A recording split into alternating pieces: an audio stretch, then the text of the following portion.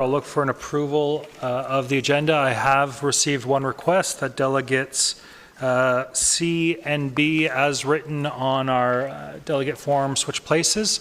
So I'll be looking for a motion to approve the agenda as amended. Moved by Councillor Thompson, seconded by Councillor Marakis. Any comments or questions on that? Seeing none, all those in favor? Any opposed? That carried. I'll look around the table for a declaration of pecuniary interest and the general nature thereof. Seeing none, we'll move on to community presentations. I'd like to invite up Shelley Ware, Supervisor of Special Events, to talk about Festivals and Events Ontario Awards announcement.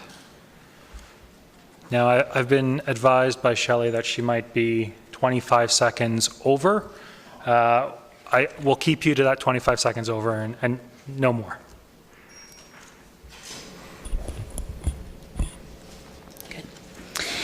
Good evening, Mayor Daw and members of council. I'm Shelley Ware and I work in the Special Events Division for the town. Tonight we have some achievements to celebrate. Festivals and Events Ontario produces the top 100 festivals and events list. The events that make this list are considered to be exceptional in the industry. In 2017, approximately 127 festivals and events from various corners of Ontario were evaluated by an independent panel of industry specialists. Last year, only 3 festivals in York Region were recognized. 2 of them were ours. This year, 5 events in York Region have been recognized, 3 from Richmond Hill and 2 from Aurora. Fortunately, Aurora's Haunted Forest was recognized, but also Aurora's Christmas tree lighting ceremony will continue to be included in this distinguished list. Everyone is busy. Our days are busy. Our evenings and weekends are even busier. So what motivates people to attend our events when so free time is available? It's because people want to have meaningful experiences that create memories and connect us to one another. Haunted Forest and the Christmas tree lighting ceremony have been successful in doing just that, creating those meaningful moments and experiences as well as memories. Haunted Forest is community and volunteer driven and is one of the most talked about special events which provides spectacular excitement for all ages with decorated trails and creepy walk-through cabins. Since its inception, many towns in York Region have created a Halloween-themed event and have come to the town to learn best practices and to try to model components of their event to ours. Despite similar events being developed, Haunted Forest remains unique and not replicated. Unlike community parades, which happen in most towns, an outdoor Haunted Forest creates excitement and trepidation. Attendees seek out this kind of experience. This event works with many community organizations to make displays, set up, tear down, facilitate it, you name it. Huge thanks goes to the Aurora Scouts, the Aurora Seniors Association, the Aurora's Youth Engagement Committee, the Canadian Children's Theatre Company, Marquee Theatrical Productions, and the Optimist Club of Aurora for their contributions. Festivals and Events Ontario not only has recognized the exceptionality of this event, but they have also recognized the invaluable efforts of Cheryl Thomas from Marquee Theatrical Productions. Cheryl's creativity and hands-on support with her ability to motivate other volunteers, given the challenging climate that this event always faces, she continues to be a valued contributor. I would like to ask Mayor Daw to present Cheryl with her award from Festivals and Events Ontario.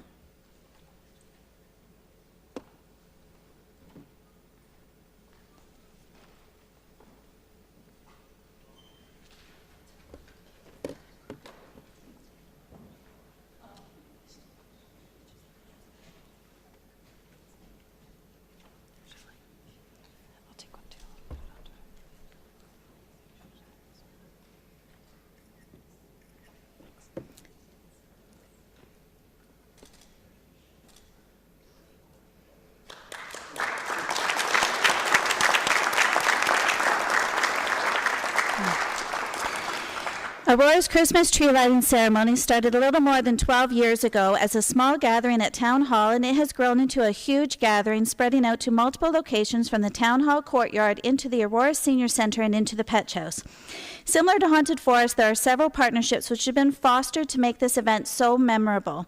Staff applaud the efforts of the Aurora Seniors Association, 5th Aurora Scouts, Marquee Theatrical Productions, Niagara College with the Food and Wine Institute, Northridge Community Church, the Aurora Historical Society, and the Salvation Army Kettle Drive for their contributions. The evening starts with festive caroling led by the Salvation Army Brass Band. The event provides excitement for children as they get to see Santa up close, as well as the fire juggler, which is always mesmerizing, not only for kids but also for the adults. The addition of the mini Christmas market this year quickly became one of the most talked about features. The variety of event features are appealing for all attendees, regardless of age, family, traditions, faith, or beliefs. It's rewarding to see an event that successfully brings together attendees from various backgrounds and rituals, as this one does. Festivals and Events Ontario has also recognized the brilliant efforts of Brian Bishop from the Salvation Army Community, Northridge Community Church. Brian has been involved with this event since its inception and has been an active contributor to expanding the programming and its features. In fact, we have already been meeting this year regarding this year's event. Brian has been incredible to work with, and I'm very excited to collaborate with him and his team for this year's event. Brian is also a dedicated volunteer and contributor for the Santa Under the Stars Parade. I would like to ask Mayor Dodd to present Brian with his award from Festivals and Events Ontario.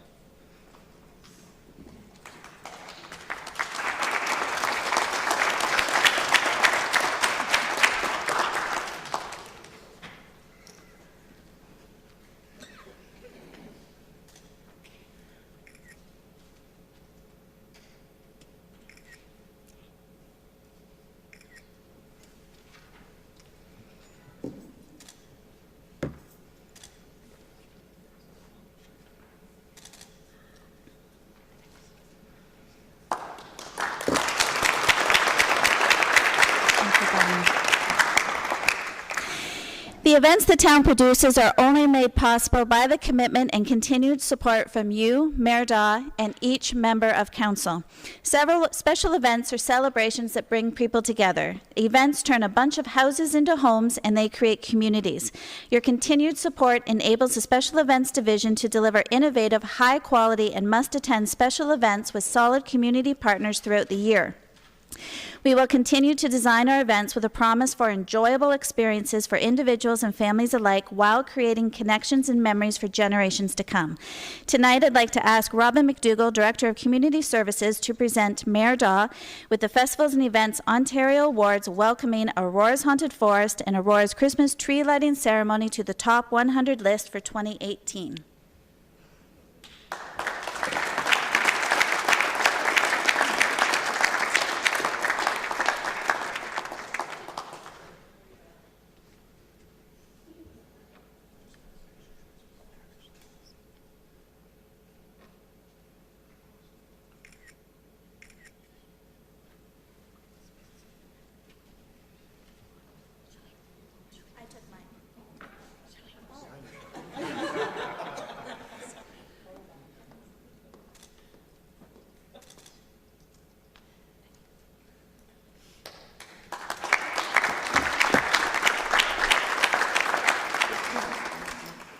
Thank you. We'll take a motion to receive the presentation, moved by Councillor Tom, seconded by Councillor Gartner. Councillor Maracus, you've got a question? Thank you, Mr. Chair. Shelley, thank you. You know how I believe that the work that you do and special events team is incredible, and I want to thank you, and I think the residents of this community want to thank you as well. And I just want to say and add that I think with the expansion of the Christmas market, I'm hoping that next year we might be able to crack the top 10 in festivals, because I think that it's what you put forward with that is extraordinary, and I think that the residents have just taken it on, and they're looking forward to this year's version. So thank you.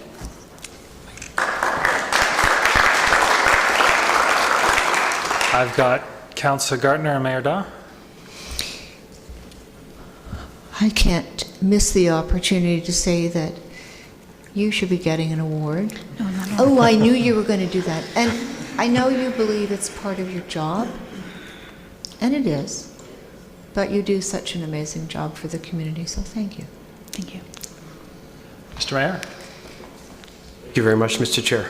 Shelley, once again, thank you and you and your team for all the work that you do. It really does help make us look really good.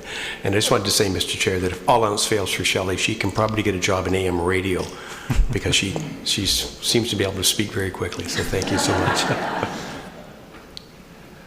Seeing no other comments or questions, all those in favor? Any opposed? That's carried. We'll move on to delegations. Our first is from Cameron Wayhill. And this is with regards to the interim control bylaw. 5 minutes. Thank you, Mayor Dobbs and councillors for giving me the opportunity to speak. Myself, my name is Cameron Wheel. My wife is Dorana Simone. We currently reside in the Regency Acres area where we're currently under the interim control bylaw. My wife and I are in support of taking the interim measures to allow council to providing a meaningful consultation with residents to modernize the bylaw.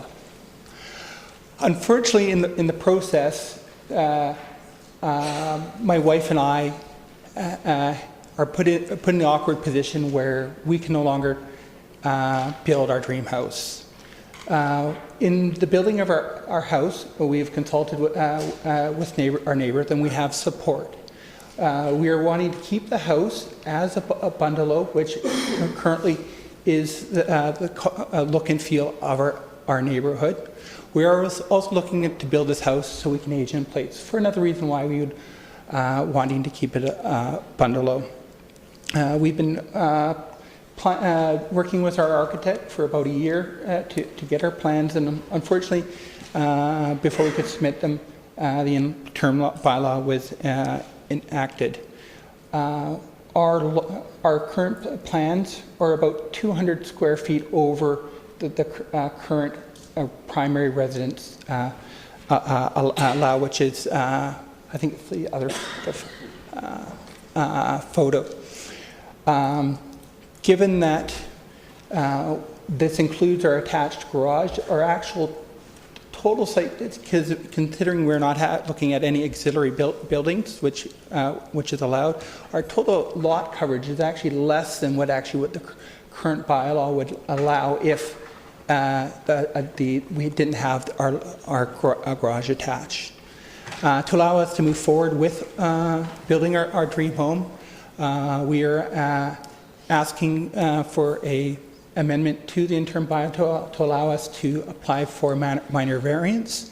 We have support of all our neighbors, which I've provided a copy with to council, and so I'm looking for support from the council so I can have a minor variance to move forward with building of our dream home. Thank you very much.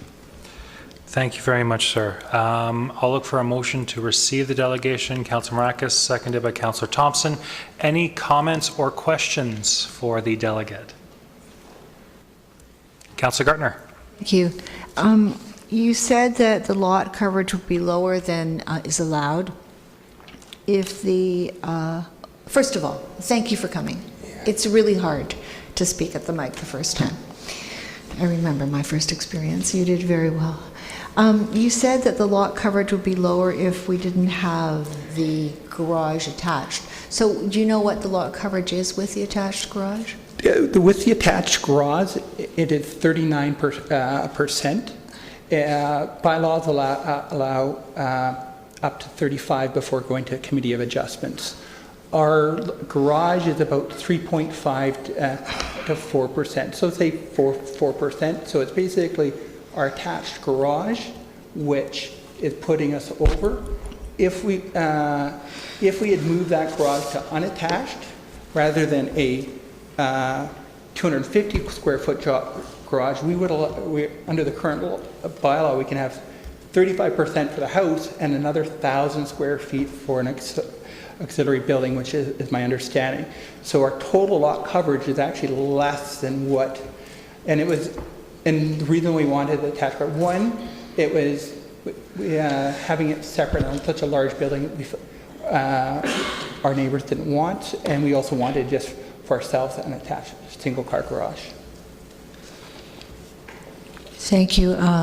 And you've consulted the neighbors on either side of you or the neighbors on the street? I've consulted neighbors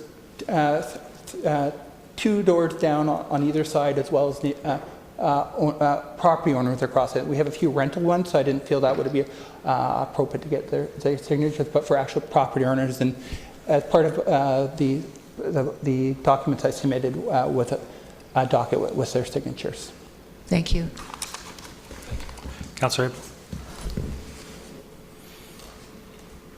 Thank you, Mr. Chair. Thank you very much for coming. I just want to, usually when we see a rendering, it helps, and I'm sure you have them. But you have an existing bungalow, and is the garage separate, or is there no garage? The garage is separate now. And so I'm gathering it would be, like most, it would be down the driveway and tucked in behind? Yeah, it's about a third tucked in behind. Okay. And nearly falling down. And it's going to remain a bungalow? Yes, it's going to remain a bungalow. And so the garage basically would be going where the driveway is, going back? I did have, if you could put it up, I did have a rendering for council, second from the top there.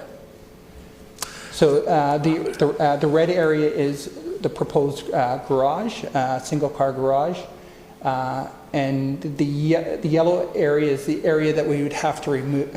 Is basically the area that puts us above the 35%. Kind of where the blue wording is, or kind of directly behind where the current garage red is where we have a standalone building. I see what you're saying. Thank you very much. So really the attached garage is not the issue. It is just the area that you're using, and it's that yellow area or gold area showing in the back. Yeah, because we elected to have an attached garage, it unfortunately goes towards the 35%. I understand. All right. And it's going to remain a bungalow? Yes, it is going to be a remaining bungalow. All right. Well, I appreciate you bringing that forward. I think the idea of the stable neighborhood was I think the term is monster homes. Yeah. And those are the ones that are excessively high and blocking light and et cetera. Yeah. So I don't know that we have we can approve it at this time, but we'll check with the clerk on how we go about how I could support it, or how council would support it, or something along those lines. Thank you very much. Thank you. Thank you. I've got Councillors Thompson and Marakis. Don't go away just yet. Thank you for being here. Just so I'm clear, you're not asking for council's approval of your plans. What you're asking for is for us to make an exemption so you can present these proposals to the Committee of Adjustment and get them to approve the plans. Correct. Thank you. Councillor Marakis. Thank you, Mr. Chair. Thank you for coming. I was going to ask that, but also one more. In the drawing, the extension, will that also be 1 story, or will that be 1.5? No, the whole thing is going 1 to story. get as a bungalow. Thank you. Councillor Gartner. So, did you say that there's also an accessory building? No, there is Thank not you. going to be accessory building. That's why I was indicating that if we had pulled the garage off and Yes. actually kept it as an accessory building, we would actually meet the bylaw. Thank you. Seeing no other comments or questions at this point, all those in favor of receiving, any opposed? That's carried. Thank you very much, sir. Next up, we've got Mr. George Hughes.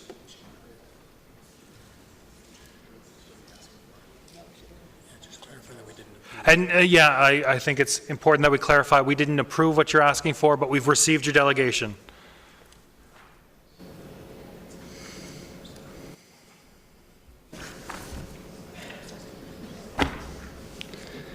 Good evening, Mayor, Councillors. Thank you very much for entertaining me tonight. I am George Hughes. I am representing the Aurora Chamber of Commerce. I am the chair of the board for the Aurora Chamber of Commerce. Tonight's presentation has got to do with the sign bylaw, which I'm sure you guys are fully aware of. As a bit of an overview, here we go. As a bit of an overview, I see that we've heard from our members, our business members, that the sign bylaw is a bit restrictive, and we're looking for some revisions, some minor tweaks to that, the bylaw. The sign bylaw makes it difficult for businesses to promote their brand and their businesses in Aurora, and we think with a couple of minor tweaks it might make it better. So the two overarching recommendations would be is that to provide some sort of an online permit application process to make it easier for business owners to apply for the permits to put in those temporary signs. And this has got to do, of course, all with temporary signs, not with permanent signs. And then the temporary signs are being used on a regular basis can be covered by a one permit for the entire year that cover multiple temporary sign applications, with the exemption of the mobile signs, which the full message has to be approved every time the mobile signs come into play. We actually went out to our members and surveyed our members, not just to take the board's word for it, but we actually went out to all of our members, and we got 86 responses from our business members. And you can see that on the graph there, on the number of A-frame issues that they have, ground signs, curb signs, mobile signs, and banner signs, and of course real estate have some issues with A-frame signs. We did that survey in April of this year. That's what the date is. So first of all, the portable signs, and we kind of put them into one area. There's A-frame signs and curb signs, and the top right-hand side is the curb sign, and the A-frame sides are just like they are. There's no provisions, as you know, in the sign bylaw for A-frame signs, and the Aurora Chamber of Commerce, on behalf of its members, would like to recommend the reintroduction of A-frame signs and the introduction of curb signs under the new portable sign section of the bylaw. Portable signs should be included under the real estate section to promote the open houses, and it's not there now. Portable signs should be allowed in the Aurora Promenade area and the industrial and commercial zones. Portable signs should be allowed with the following stipulation and guidelines: that they be affixed to an immovable object or be windproof so they don't blow over. And that portable signs, if they are located on the sidewalk, in some cases they have to be because there is no property or grass to put them on, there must be 1.07 meters of unimpeded walk space to allow accessibility per pedestrians. All portable signs are displayed during business hours or at set times during the day as outlined by the town, and they must be removed during snow removal. All portable signs must be no larger than 1 meter squared, and that only one portable sign per business per premise. We are challenged that we are trying to attract the attention of our potential customers, and when other businesses are putting up many portable signs, it detracts from the guys that have a permit to allow one sign going up. Banners, under the section 5.12, requires a little bit of tweaking. Banners are provided under the current bylaw. However, there are restrictions around zoning, time restriction of the year, and placement make it difficult for businesses to make appropriate use of banners and feather signs. The Aurora Chamber of Commerce, on behalf of its members, would like to recommend the following changes to the bylaw: to extend the use of the time frame for the banners from 8 weeks to 12, and allow the feather banners to remain at 8 weeks per year. One permit application for all 8 or 12 weeks, and to change to read that the permit to locate or permit a banner to be located lower than or higher than 1 or 0.3 meters from the grade of the premises. Right now, it's 2.4 meters. Hughes, your 5 minutes are done. How many more slides do you have to get through? 1. Perfect. So we'll look for a motion to extend the time. Councillor Marakis, Councillor Gartner, comments or questions? Seeing none, all those in favor? Please, go ahead. So the recommendation, thank you. The recommendation is that Aurora Chamber of Commerce, on behalf of its members, recommends that the town approve the motion and amend the sign bylaw 5840.16 as following to include portable signs as outlined in the handout, and revise the section 2.4 for the feather banners and the banners as outlined in the handout. And just as a side note, I'd like to thank the assistance I got from the staff in trying to work out all the bumps and nuances of the bylaw. So thanks very much. Thank you, Mr. Hughes. I'll take a motion to receive the delegation, moved by Councillor Thompson, Councillor Gartner. Councillor Gartner, you've got a question. Thank you. Thank you for coming, and I know you've worked with staff on this. I have a comment. With when we had A-frame signs, they were supposed to be out during the day and taken in at night. And I don't know what percentage weren't taken in at night, but a lot of them. So with this proposal about the portable signs only to be displayed during business hours or at, at times where permission has been granted, what do you think should be done when these signs are not taken in at night? Well, it's a good question. I do know that signs that are left there all the time compete with me when I'm trying to promote my own business, and I think if they're getting away with it, maybe I should do it. Maybe I should put my A-frame sign out all the time. So it becomes a bit of a competition of who can get away with it.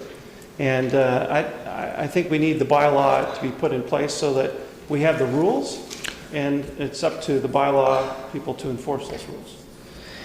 Thank you. And of course, we want to do everything we can to help our small businesses, our small businesses. But if we do this, and I know that there'll be a period where there's communication and where we don't enforce this bylaw, but at some point it is going to be enforced, and it's going to cost money, I assume, to get the signs back. But it's certainly going to cost the town money to take all the signs in. So if it is approved by council tonight, I would appreciate if you make that very clear to the members of the Chamber of Commerce that after the grace period, we will be adhering strictly to this new part of the sign bylaw. Communication is the key. There you go. Thank you very much. Seeing no other comments or questions, Councillor Tom, I think you want to make a clarification? Yeah, just thank you, Mr. Chair, and I appreciate you delegating. But Councillor Gardner, you mentioned that if this passes tonight, I don't believe this is on the agenda for this evening, so I don't believe we'll be discussing it later. So just so we don't give the wrong expectations to the people delegating, that this might be considered at a later time. Thank you, Mr. Chair. Thank you. To thank Councillor Tom for that correction, and certainly we would. You probably knew that already, but we certainly wouldn't want to give you any false impressions. Thanks. Thank you. Seeing no other questions, I do have one. What's your membership right now? What is? Your membership number. How many membership? We have 557 members. Okay, perfect. Councillor Humphreys. Thank you, Mr. Chair. Thank you so much for coming this evening and delegating. And I think you mentioned you were working very closely with staff with some of the information you have presented today. Yes. And the two main areas were what you noted is the A-frame allowance again and what was curb signs. Oh, curb signs. Curb signs, banners. Okay. Because I think staff haven't come back to us yet. So is this input for staff to consider for when they come back with recommendations? Yep. So we have communicated with your staff on this, and we have consulted with our members on this as well. So, and we will continue to communicate when asked by your staff about the final tweaks to the bylaw, so you guys can vote on it. Great. No, thank you so much. I appreciate that. It's great to hear from the members of Chamber, and that feedback's what we need. So thank you very much. Thank you. All those in favor of receiving the delegation? Seeing none opposed, that carries. Thank you very much. Mr. Moore.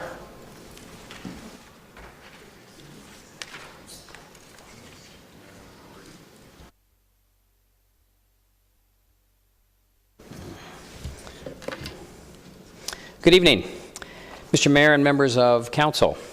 Thank you for receiving my delegation tonight. My name is Brian Moore of 15,000 Yonge Street.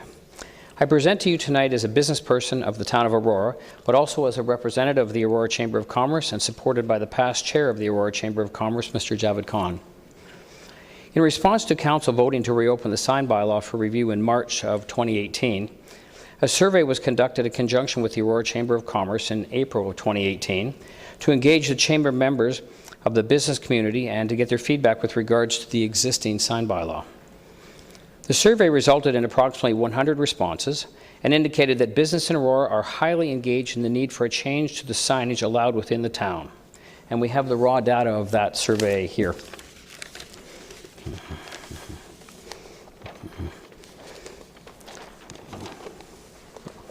There we are. Business owners were asked what type of business they operate, what type of facility they operate out of, what types of signage they desire to use, and what their experiences with the current sign bylaw have been. 95% of the business owners that responded indicated they use signage as an integral form of promoting their businesses, and of those 95%, 100% indicated they desired to use 2 or more forms of signage. Many requested 1 or 2 forms of permanent signage in addition to the temporary or lighter forms of signage. The survey indicated there is a large need for businesses to be allowed to have some form of curb signage, with 70% of businesses requesting the use of either A-frame, curb, or mobile signage.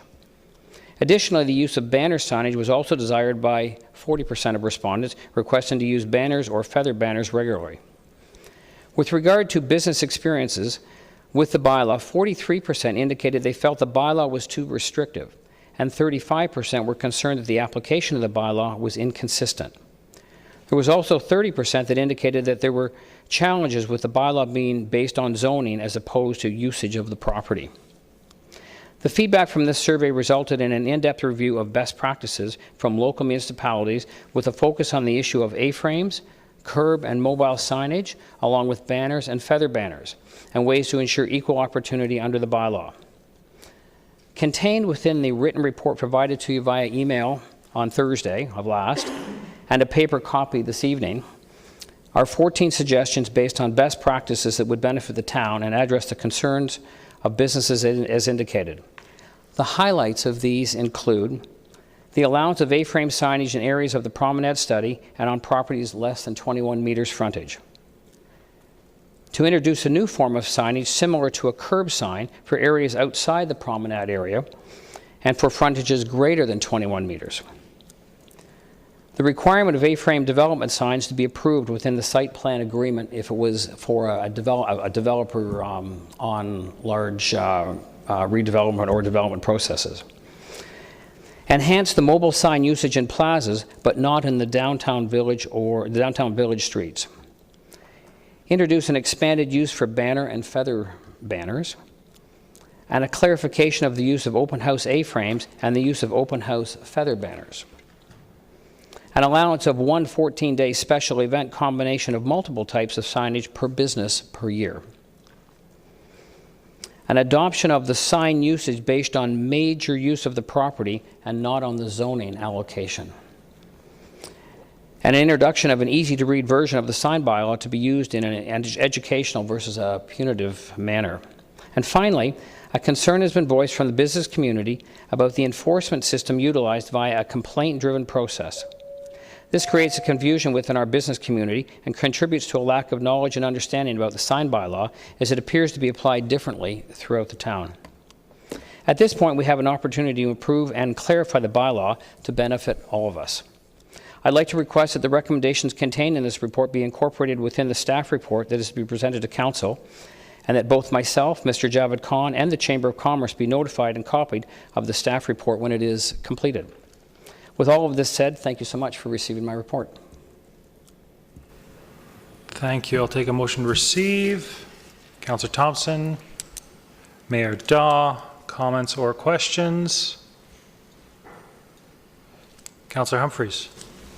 Thank you, Mr. Chair, and thank you so much for delegating this evening, Mr. Moore and I really appreciate it very much. And again, great information that you've done a lot of work for us. And Would you be passing that on to staff as sort of some information for them? Absolutely. No, that's perfect, because it does provide a good view of the feedback, and I know staff has done their own, but great to amalgamate and see what the overall view is in terms of some of the changes you're requesting. So I appreciate your time and effort in putting this together for us. Thank you. Thank you. Councillor Abel? Thank you, Mr. Chair, and Dr. Moore, thank you very much. Javed Khan, nice to see you again. Thank you all. I mean, this is a great amount of work and sort of engagement that we should be doing, but we thank you very much, and we thank the Chamber for reviewing with the community, the business community. I mean, 100 respondents for us is a significant amount when we do online surveys. That represents something. So the fact that you've gone out to get 100 out of 540 businesses or whatever the chamber is remarkable, and it shows that there is a lot of people, businesses that want to get involved and have a say in what's going on. And that was the idea of having the review. So we put it in place, and now we see what the comments are. So it's valuable for us. And through you, Mr. Chair, would Dr. Moore just hand the report for staff, or do we have to make a motion, or you have it? Okay, great. So I know we're in the process of doing it along with the Chamber. Perhaps have you talked with our bylaw, Ms. Van Leeuwen, at this time? We haven't had that opportunity to speak with Ms. Van Leeuwen yet. It might be advantageous. I mean, if the Chamber has found value in it, it might assist. By all means. Thank you. Okay. Well, again, thank you very much. Thank you. Mayor Daw? Thank you, Mr. Chair. Dr. Moore, Mr. Khan, thank you for coming out. Appreciate your interest in the issue. Dr. Moore, in your presentation, you showed some fairly robust models of sign models, as opposed to the old sandwich board. Would there be a general acceptance if council was to look at this to say it must be of this style? I don't. When we looked at it, there was some 20 or 25 different styles that were supported or wind-resistant signs, and so there's lots of different styles. It's just there's just wind-resistant A-frame signs, and I don't think that anyone's overly. I've heard that council has a concern about the A-frame signs blowing, and there's many different styles of A-frame supporting that are wind resistant. So I'm open with any of them. Thank you. Thank you, Mr. Chair. Thank you. And Dr. Moore, just to go over something you stated in your presentation, did you say that 43% of the respondents found that our sign bylaw was too restrictive? Yes, I did. With regard to business experience with the bylaw, 43% indicated they felt the bylaw was too restrictive. So just to clarify, you're making recommendations based on a minority of respondents to, it's not the majority, it's the minority of people who find this bylaw too restrictive? No, I think that they all found it too restrictive. I would just have to take a look at how we pulled that particular statement out of the raw data, but I think all of them find it too restrictive. So if we looked at the fact that there was no A-frame signage allowed, they all found it was too restrictive. So I'd have to just, you're pulling me on that number, and I apologize, but I would say everyone that we worked with found it too restrictive. And the only thing I just want to make sure, if we're talking about numbers, we're being accurate, because statistics are one of those things that can go any which way and can be used any which way. So yes. To confirm as well, 86 respondents out of about over 500. So correct. That 43% would represent less than 5% of your membership then. If you want to work those numbers that way. I don't think, anyways. So thank you. I appreciate the clarification. Are there any other comments or questions? Seeing none, all those in favor? Any opposed? That's carried. Thank you very much. Thanks so much. We'll move on to the consent agenda.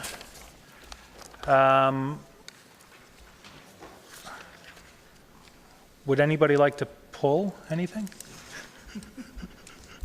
Councillor Gartner? Just for comments. Feel free Should to I make do them it now. now? Yeah.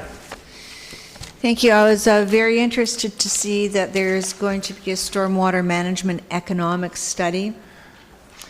that looks at how stormwater management can be optimized at the least cost to municipalities. Through you, Mr. Chair, to Mr. Mayor, do you know, I believe that study is either just starting or already started. Do you have any idea when it's going to be finished? Unfortunately, no, I don't, but I can certainly check and let council know. Obviously, the sooner the better. Thanks.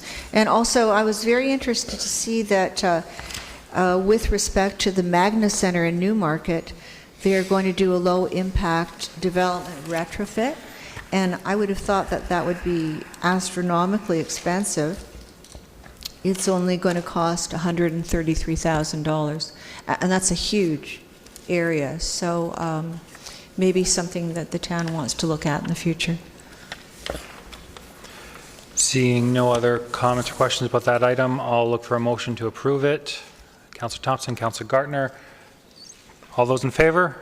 Any opposed? That's carried. We're now moving on to the advisory committee meeting minutes, A1, A2. Any comments or questions, or anybody would like those pulled to the general regular agenda?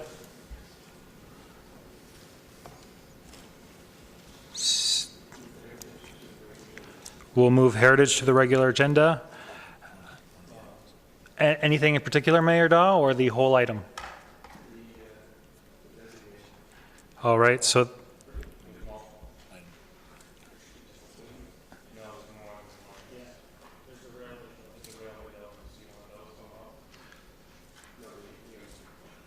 that's item number 2, correct? Anything else? Councillor Abel? Thank you, Mr. Chair. Just a comment on, I'll just ask the May 4th Accessibility Advisory Committee minutes, were they omitted, or, because there's minutes before and after, I'm just wondering if it's an oversight or if there's an explanation why they're not on this.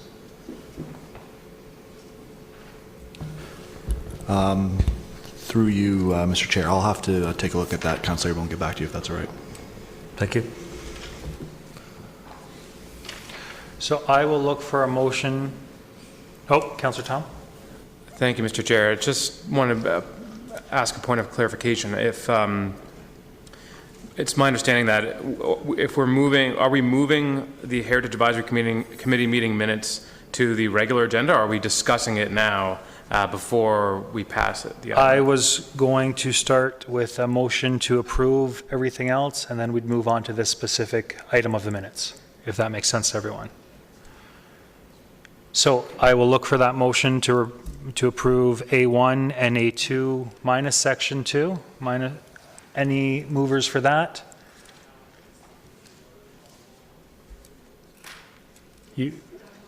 Okay, so Councillor Gartner will move that. Councillor Humphreys will second it. Councillor Gartner? Thank you, and thank you to Jackie. This building would rightly be called the Railroad Hotel, not the Railway Hotel. Thank you.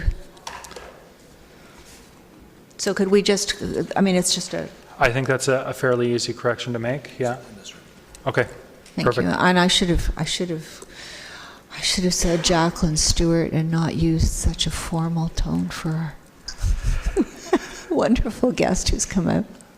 So all those in favor of the committee minutes, it's minus number 2. Any opposed? That's carried. Now we'll move on to item number 2 of the committee minutes. Would anybody like to move those? Councillor Tom, seconded by?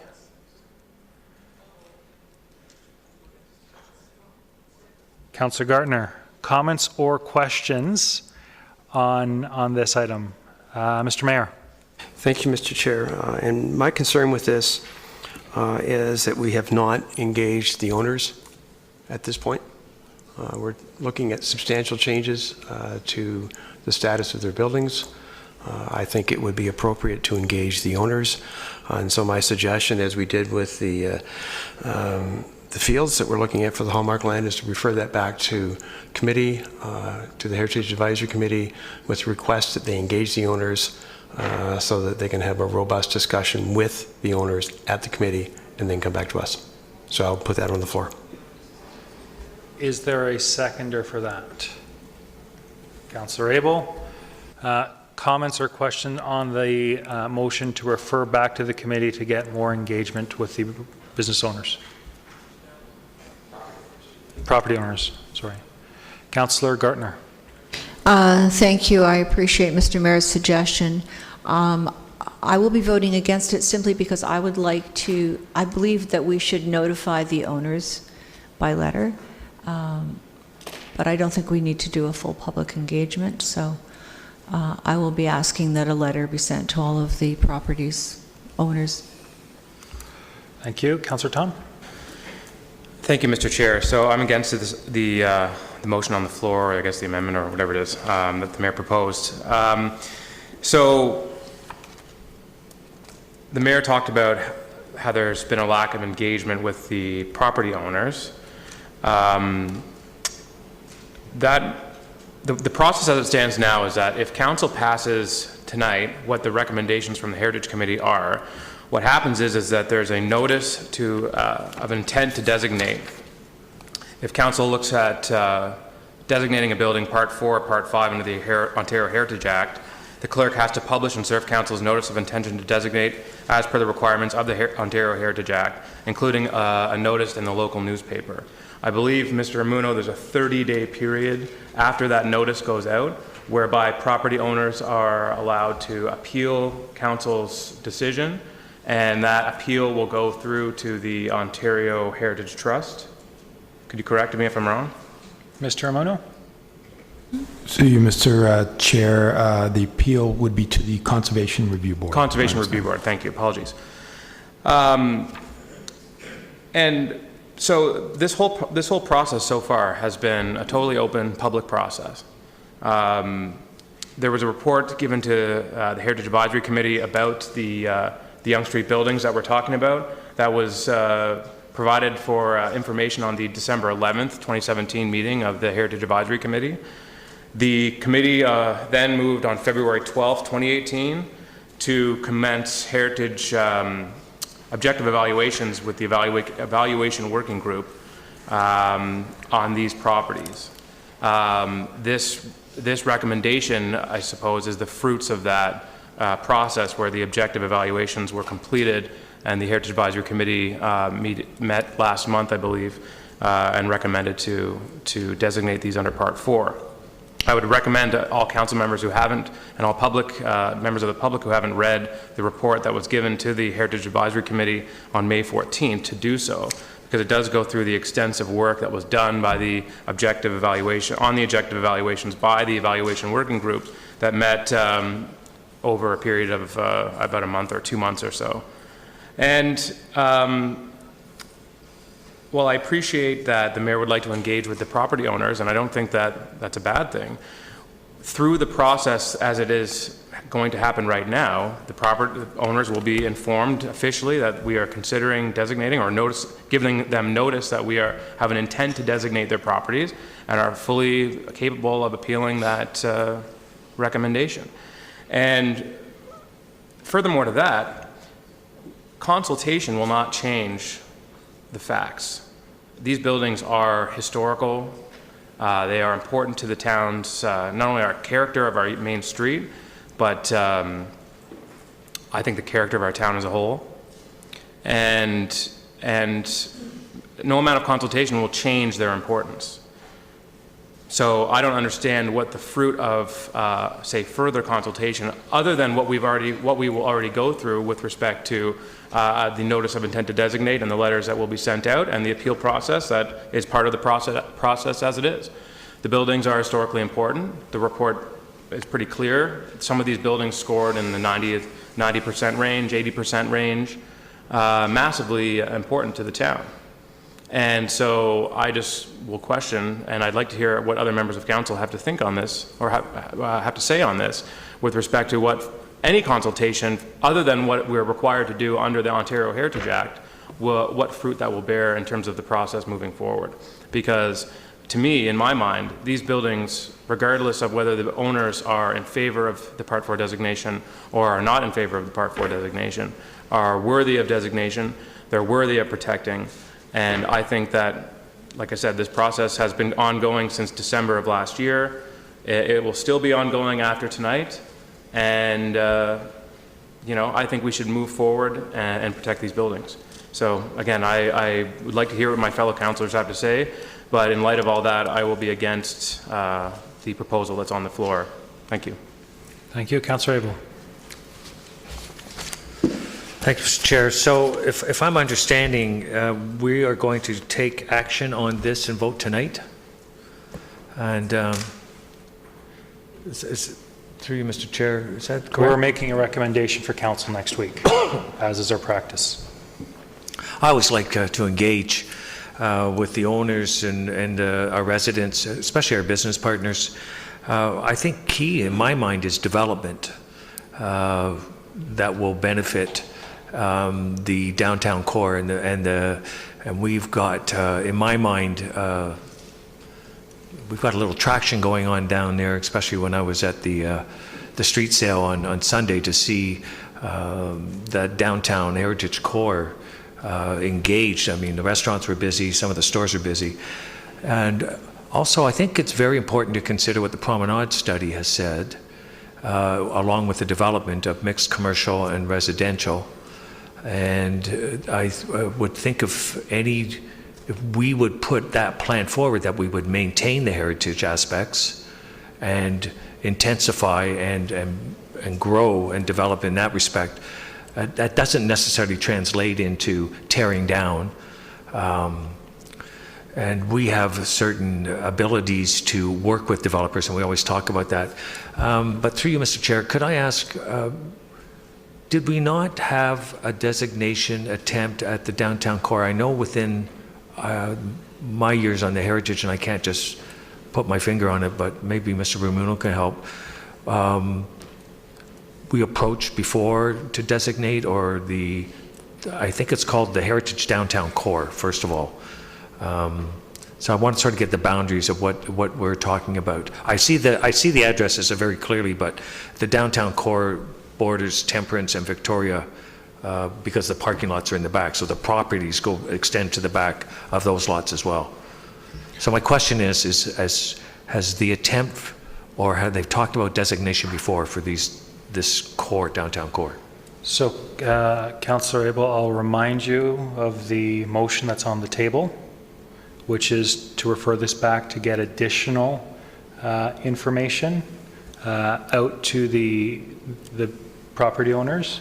So I'll ask you to scope your questions as we move forward relating to the motion on the table, but I will allow just a quick response from Mr. Ramuno. Have these properties been attempted to have been designated in the past? Through you, Mr. Chair, no, I don't believe so. Before my time back in 2006, or prior to that, as part of the Northeast Old Aurora Heritage District study, the Yonge Street corridor was left out of that study area. Thank you. And Councillor Abel, if you could, please scope your questions and comments to the motion to refer that's on the table. Mr. Chair, was the referral to send it back for further information? The referral that you seconded was to go out and talk to the business community, send it back to the Heritage Committee, and ask that they engage the property owners. So, Mr. Chair, the nature of my inquiring is to find out what sort of information might be included in that referral. So we have a promenade plan. I would expect that might be important in the development aspect of the downtown heritage core. Could I ask that information be part of the background for the heritage and development? And also we have economic considerations I would consider might be valuable in assisting on the designation. My first reason I'm in favor of moving with the referral, Mr. Chair, is because I think there's more pieces to than just the Heritage Advisory Committee.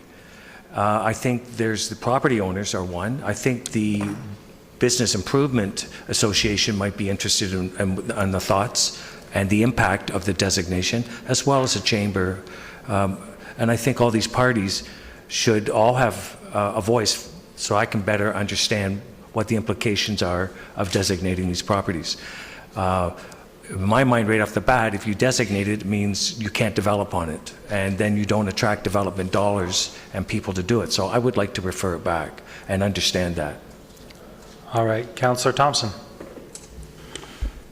Thank you. I think this council's been very good at providing additional opportunities for groups and individuals on various topics, especially when, there's been some concerns about engagement, and we heard at open forum the property owner come forward or representative come forward and speak to that. But I'm not sure if it's necessary to go back to a committee to deal with that. So my question through you to Mr. Ramuno. Mr. Ramuno, as we've done many times, would it be possible for you to reach out to the property owners, solicit some feedback from them and or comments, and include a memo with next week's council meeting so that if they have any objections or concerns, at least it's on the record? Mr. Ramuno? Through you, Mr. Chair, I can certainly do that. I do want to provide an opportunity for them to weigh in, but I think it can be done in the week between now and next week and resolved through a memo as opposed to going back to committee. Thank you. We've got Councillor Humphreys, Councillor Marakis for the first time, and then Councillor Gartner afterwards. Councillor Humphreys. Thank you to you, Mr. Chair. And just a quick question. What is the normal process? I know I was on Heritage Advisory Committee, and I think it's great that we're going out and looking at heritage buildings. We want to keep, this is our downtown core, right? And it's a rich history, beginning of the first half of the 19th century. And so I'd like to ask, what is the normal process when we're, is commercial residential different, or is it the same? I'm just asking a question that. So again, I don't know. The reason I'm asking for this, I it'll help me. recognize. Just a general reminder, we've got a motion on the table. Yep, to refer back. Yep. Mr. Ramuno, if you could provide a quick It'll answer, help me that make would decisions. that Thank would you. be greatly appreciated. Through you, Mr. Chair, just if I understand the question, because again, a lot of these properties are within our commercial corridor. There are some, a few designated properties. The majority of the 15 are listed, but the majority of designated properties that have been considered by council and, in the past have been sort of within the residential neighborhoods. But again, the commercial properties can also be identified for designation under Part 4. Okay, that's fine. No, I'm okay with going back to the property owners or a memo. I would like feedback. I don't think it's a bad thing because property owners, but I'd like the property owners to understand what this means, and it doesn't mean like zero development, or it means that there's a respect for the history of those buildings, and it is our downtown old Aurora, and the facades are really important to all of us, and I just want the owners to understand that, but doesn't mean we were looking for owners to enhance and make it back to its original beauty. Look at all the work done on Wellington Street. That looks gorgeous, and I really believe there's a lot of opportunity here. We're trying to make our downtown core a place that everybody wants to go to, and part of Library Square is all about that, and to get more people to the downtown core. So I think this is just a great opportunity to make sure that we just enhance what's there. Anyway, I'm good either way. Councillor Marakis, to the motion on the table. Thank you, Mr. Chair. To the motion to refer, I will not be in favor. I agree that while it's important to engage and speak to the property owners, I believe that there is an opportunity to get that engagement before next week and have them even come forward and delegate to us, and we can hear from them directly. I'll agree with Councillor Tom. I don't think that anything that is said to us will change the evaluation of these heritage properties. And so I think that we can do that and get that information and hear from the property owners by next week. And so I will not be in favor of the referral. Thank you. Mayor Dahl? Mr. Chair, and I just want to be perfectly clear that I appreciate Councillor Tom's point of view, and I understand the process. My concern is that I'm not particularly in favor of the process that is not defined here, it's defined elsewhere. I understand that. I feel it's appropriate that we engage property owners of a building that we're looking at a substantial change to, and I'm not saying that the changes, I'm for or against the change at this point. I'm saying we should be doing our best to ensure that we engage those owners of those buildings because they do have a stake in it. And I think we need to be very clear of that. And I think the sooner we can engage those people, the better. Thank you. Wonderful, thank you.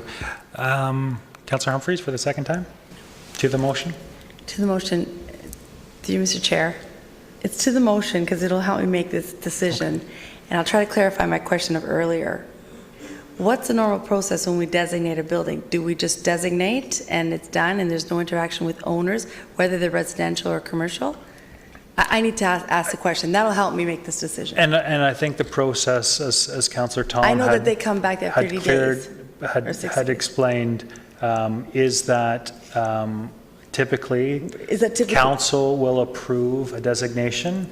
From that point forward, the business owners have the opportunity to object to that designation within a 30-day period. And if they do object, they're allowed to go to a tribunal. But is that the process that we're following? And is that the same process exactly for residential as well as for commercial homes? Exactly. Thank you, Mr. Chair. Are we doing that today? And have we ever had any other exceptions where we've had residents or owners been able to participate before we decided to designate without their involvement?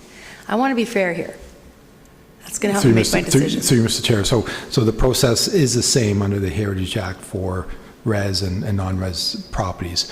With respect to the process here, I think Councillor Tom spelled it out, dating back to November, December of 2017, where direction was to staff from the committee to prepare an inventory of those Yonge Street properties. And so although we didn't reach out to the specific property owners, we did do an inventory of those properties, reported back to the Heritage Advisory Committee, and then proceeded to prepare an evaluation of our working group for those 15 individual properties. And the result is the scoring sheets that are attached to the HAC report. Okay, Mr. Chair, just one last try. So we went and listed, and then we designated, and we never contacted owners in the past. I need to ask the question. I want to be open because I don't want to have an owner come here and go, "Oh, you guys called me and talked to me about designating before you designated, and it was great. I was involved." Or I don't want to hear that because I want to hear that we're following the process all the way through. And if we designate and 30 days they get to have their say, fine. But if we're doing something different, I just need to know that, Mr. Chair. Mr. Moore? Through you, Mr. Chair. No, it's true. In the past, we have had property owners reach out to us requesting that their properties be designated, and we worked with them. No, and we've also reached out to other property owners in the past as well about our consideration of placing notice of intent to designate their property. Having said that, if council were to proceed with the recommendation on the floor, the process is to then, under the Act, send out our notice of intent to designate, which would have to go out, be publicized in the newspaper. Individual notice to the property owners would have to be provided, and then that 30-day window kicks in with respect to their ability to object formally to the Conservation Review Board. Okay, thank you. So understanding that we are speaking strictly to the motion on the table, I was a little bit lenient because Mayor Daw first spoke and put the motion on the table, so I wanted to make sure everybody had a firm grasp and understanding of what we're talking about. Moving forward, I'm going to be stricter on this to make sure that everyone speaking speaks to the motion on the table. So, Councillor Thompson. Thank you, Councillor Perry. Speaking to the motion to refer, if this motion fails, through you to Mr. Ramuno, if this motion fails, do you need additional direction by council to engage the property owners for next week?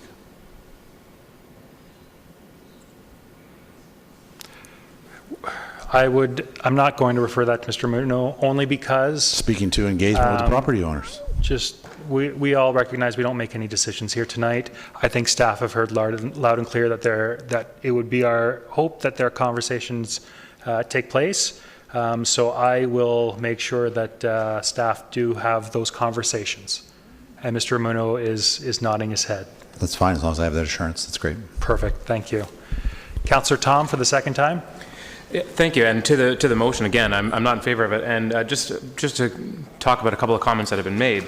Again, this has been a totally public process up to this point, and council has actually approved the recommendations of the February 12th HAC meeting, which asked council to allow the working group to do the evaluations on these properties. So, I mean, this is not something that's not followed process. This has absolutely been open and transparent and public.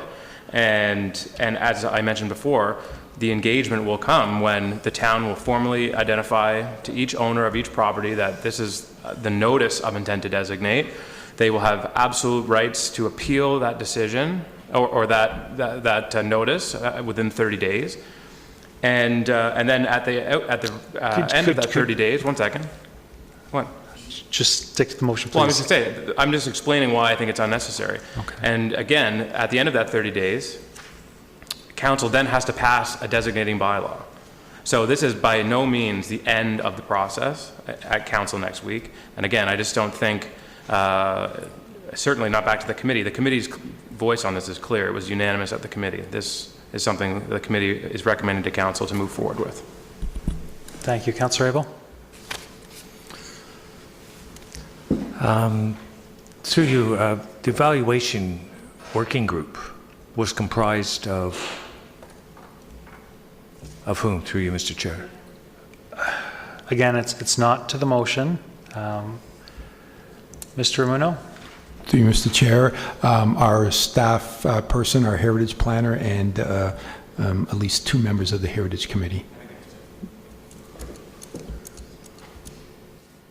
The evaluation working group is essentially, it's not really a subcommittee of the Heritage Advisory Committee because it's not official, but it typically is a member of staff, and in this case it was Jeff Healy, and various members of the Heritage Advisory Committee. So I think Martin Pavio, Bob McRoberts, I participated on an evaluation for a property, and James Hoyes, and I think there might have been others. Those are the only ones I can remember off the top of my head. And I would like to see engagement from our community. I would like it to be referred back. This was an add-on item. Normally we have 10 days. The minutes were done quickly. I think it's only fair to refer this back, engage our community, and understand what it is, the impact that is going on. And I will remind that we were going to designate the Southeast Heritage District last term, and we thought we had enough support, and at the end of the day, enough residents came and said we don't want it, and we voted against it. But we did that before we actually designated it. We engaged the community, and I think in that case, it wasn't what I was going forward with, but I went with what the residents wanted, and in this case, I would like to know what the businesses want. Perfect. Seeing no other comments or questions, I'll ask that everybody vote hands high just to make sure that I can see everything. All those in favor of the motion to refer? All those opposed? That fails to carry. Going back to the main motion, Councillor Humphreys? Through you, Mr. Chair, I'm in support of the designation, and the reason for it is, I mean, after a lot of thought, you know, one of the things that's really important with the designation is the ratings of the buildings. The ratings are really, really high. I was part of the Heritage Committee last term, and, you know, we would think significant buildings were high rating. They come back surprisingly low. So going through these, they're really rated high, and we follow the Heritage Act for ratings of buildings. Very, very clear. So it's hard to deny this, and it's important to remember that this is downtown Aurora, and we're trying to build the historical significance of it, the beauty of it, and get people down there with the work that's being done. And all I can hope for is that the individual owners bring buildings or continue to work on the buildings to make them to their past glory and enhance as well. There's lots of opportunities that we've seen everywhere in terms of building around or with these beautiful buildings, and it makes it look like our gorgeous downtown and even better. So I'm supportive of the motion and looking forward to hearing the business's feedback, and hopefully they'll see a positive result as well. Thank you. I'll remind everyone we've got a fairly substantive agenda this So evening. quiet. We have sort of gone around the table a little bit. So I've got Councillors Gartner and Marakis. Thank you. And our promenade plan is very clear about protecting our downtown heritage core, and that plan has been in place since 2011. So again, none of this should be a great surprise. And for that promenade plan, we had a wide consultation, so there was a lot of public engagement. And to Councillor Tom's points, very well said.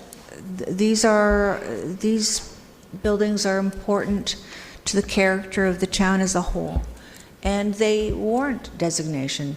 So I'm certainly in favor of that. Thank you. Councillor Marakis and then Councillor Abel. Thank you, Mr. Chair. I'll start off by just saying that we've had actually quite a few properties come before us this term that were listed, and we said should they be designated or listed, and the majority of us said that we need to make that decision when they come in front of us. We can't just leave them listed. And so through you to Mr. Ramuno. Mr. Ramuno, how many of these properties are listed? Through you, Mr. Chair, 14 of the 15. Yeah. So to my point is that we've gone down that road. We've asked the committee to evaluate these properties and see if they're worthy for designation, and that's what we've always asked for. And so here we have those evaluations come back to us, and they clearly show that they're worthy of designation. And so we need to make that decision. We can't sit on that. And 100%, do we need to engage the property owners? 100%. But we can afford them that opportunity to come before us next week, and we can hear them and hear their concerns. And as it was said, that's not going to change the evaluation of these properties. So at the end of the day, we need to look at that. Through you to Mr. Ramuno. Mr. Ramuno, as a listed property, if someone decides one of the property owners decides to put forward a demolition permit, what's the process in that? I'm not sure how that relates to the motion in front of us, but I'll I can allow explain it. it instead of asking him, That's but- okay. Mr. Ramuno? Through you, Mr. Chair. So with the listed property under the Act, if a demolition permit comes in, there's a 60-day notification period whereby we notify council of the application, and at that point, it provides time for council to decide whether you want to proceed to remove the property from the list or proceed to designating that property after an evaluation. Yeah, thank you, Mr. Ramuno. And so, Mr. Chair, my point is on that is the fact that if we wait and do not designate these properties, and someone comes in with a demolition permit on a listed property, now we have to make that decision. And we have 60 days to make that decision. And as we've all found out in a previous matter, that if we wait till the last minute to designate, we'll be called out and saying that we're doing it in bad faith. So we already have that evaluation in front of us. So we need to make that decision tonight. I mean, is it going to stop development? Absolutely not. This is an area that we've identified for intensification. We understand that we need to put people in the area to revitalize the downtown core, but we need to do it under our terms. And protecting and preserving our history and our heritage is important to this community and to the residents, and we've heard it time and time again. So what this will do is afford us to use the tools that are provided to us by the province and within the Heritage Act to make sure that when we move forward with development, that we can work with the applicant and make sure that that development occurs in preserving and protecting those heritage features of those properties, and that we can grow under our terms, as I said. So I'm in favor of moving forward with the intent to designate, and I look forward to hearing the rest of my colleagues. We've got Councillors Abel and Tom. Well, I'm in favor of protecting our heritage. I think I made that very clear when we, council, approved the institution of the assisted living on Tyler Street there. We have a huge monstrosity there. affecting our Temperance or the Aurora Village. We don't want to do that again. So I'm very much in protecting the heritage and working with the developers. I don't want to see what happened again. What I do want to do is give opportunity for our business community to engage. And if you think 7 days is plenty of time and it doesn't matter anyways, then that's fine. I'm not in favor of doing that. I would like to give them opportunity, fair opportunity to engage. And if they happen to be away this week, I guess they're not going to, or they don't answer their phone, they're not going to be engaged. I just think it's a matter of good business sense to allow the business. And I appreciate that the reports have been done in an open manner through the Heritage Committee, but you know, the onus is on us to engage, to let them know, to give notice, and I think it's only fair. I will not. I think we're moving this very quickly, and I sense by some of the people here that they think the same. So we're not allowing an opportunity for an exchange of communications on what we're doing, why we're doing it, and what are your thoughts, and what do you see the impacts are, so that we have a better understanding. And that's just the way I prefer our council moves. It's just myself. Councillor Tom? Thank you, Mr. Chair, and I appreciate you're asking us all to be fairly quick, so I'll try to do my best. Councillor Abel mentioned that he thinks that we're moving too quickly and that there's, you know, that there hasn't been enough opportunity for engagement. But again, I will remind council that we did pass the recommendations to evaluate these properties back. The recommendations came from the February 12th Heritage Advisory Committee meeting. But I just think it's important too. I have a copy here of the Town of Aurora Area Study Number 1, Yonge Street Corridor, Center Street to Mosley Street. This was a report that was done by the local Architectural Conservation Advisory Committee. I think that was the precursor to the Heritage Advisory Committee. And this report is from December of 1982. And I think it's on page 11 of the report. It says, the point of view of the study team is that the preservation and enhancement of heritage resources is more than a cultural issue. It is a matter of prime economic concern. The primary asset which the Aurora has to sell in the rush for residential and commercial assessment and a stable economic community is its essence and its identity as a historically significant and mature Ontario community. The exceptional setting of the town in the East Valley of the Holland River and the urban fabric which has evolved since the early 1800s make the town unique in the region and along the Yonge Street corridor between downtown Toronto and Barrie. That's from 1982.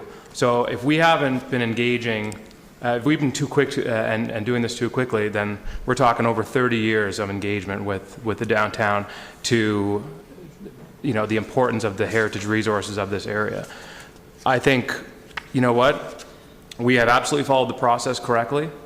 The property owners will absolutely have a fair time period to appeal the decision if they feel that it's not warranted for designation, if they feel that the buildings scored too high on their evaluations, if they feel that the evaluations are incorrect, they can absolutely appeal the notice of intent to designate to the Conservation Review Board, who will rule. They won't rule. I believe they give a recommendation back to council whether or not they will support or not support the designation. This is our historic downtown core. If we can't preserve these buildings, then we can't preserve anything. That's my opinion. So I think we need to stand up for our heritage buildings and protect these buildings. Thank you very much. And I always like to point out, Councillor Tom, you and I were both born in '87, so that report came out 5 years before we were born. Councillor Thompson. Thank you. Just quickly, and just speaking to the process, you know, one reason why I'm interested in getting their thoughts on the record is because I always prefer to work with a willing property owner that wants to opt in rather than mandated, and it's just a piece of information that I'd appreciate to get between now and next week. And to Councillor Abel's comment, I mean, hopefully we are able to reach them all, and if not, I'm sure Mr. Ramuno will make note of that and let council know. Perfect.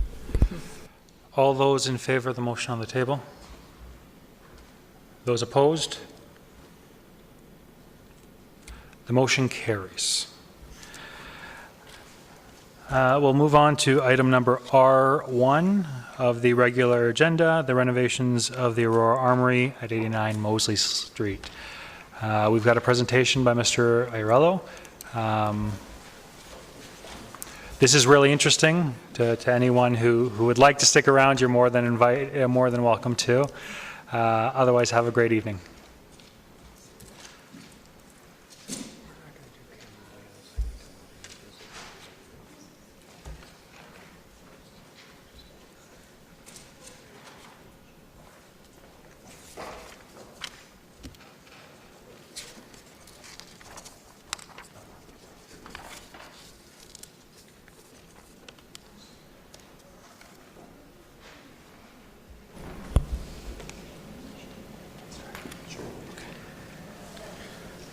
Good evening, Mr. Chair and members of council. The purpose of tonight's report and presentation is to outline the design for the renovation of the Armory as a renewed asset for the community.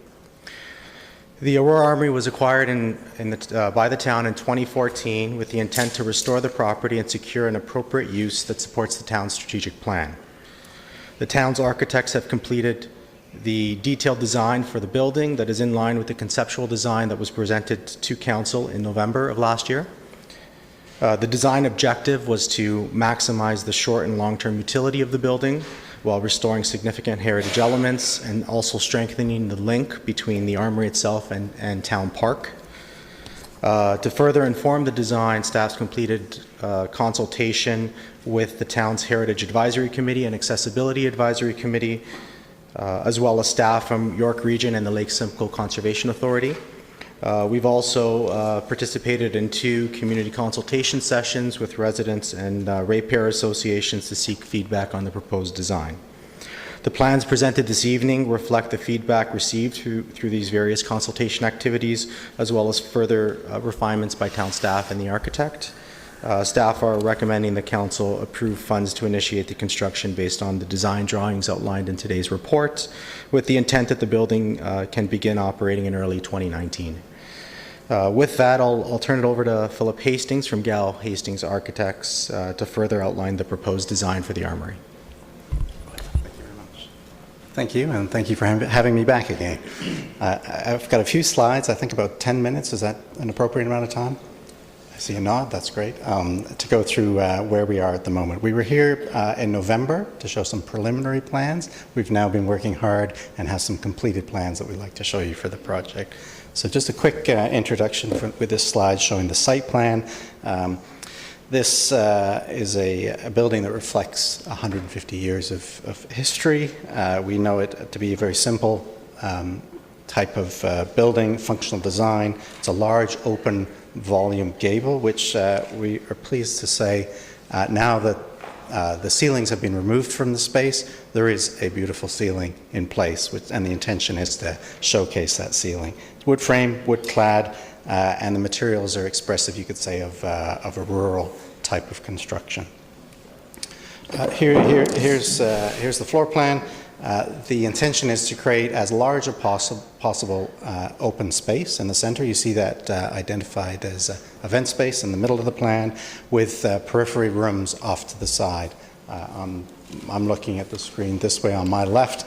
There's a classroom, some support space, which includes washrooms and offices. Over on the right-hand side of the plan is the event kitchen and all the services required for that. Up towards the top on the right of the plan, those other parts of the building which make it function, the garbage, the walk-in coolers, that type of thing.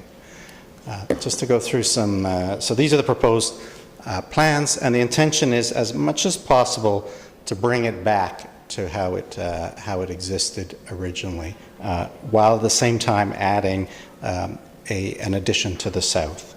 The addition to the south primarily houses the new pieces of the program, which are the kitchen and have a large amount of mechanical equipment. So it's an ideal place to put those things. I'll just run. So from this side, from the east side, this is the way now to approach the building. This is the front door to the building. It's where the parking is as well. So coming off Larmont Street into the building, through a vestibule and to that open space that you saw on the floor plan. Now, looking from the south and east, you're starting to see the new addition, which is a flat roof. It has the same materials as the renovated building, so going back to the kind of vertical wood cladding that we believe was originally on the building, and taking that through onto the new part of the building. But there's most definitely a new and an old part to the building.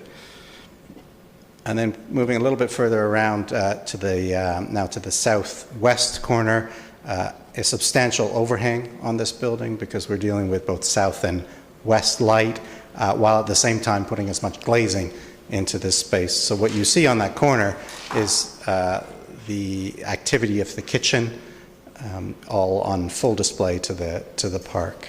Moving a little bit more around the building, these are the doors that open, bifold doors which open upwards and allow a clear open space in good weather between the park and the space. So it's a building that houses a program and functions on the interior to accommodate a series of events, but on the outside we think it's a building that accommodates the kind of outdoor activities that are taking place adjacent to the space. So whether it be weather protection, getting something to eat, using the bathroom. And I should note that the two doors on the left-hand side of this elevation are a second way into the bathroom. So the building can be accessed when it's primarily closed. You can still access both the bathrooms and the classroom.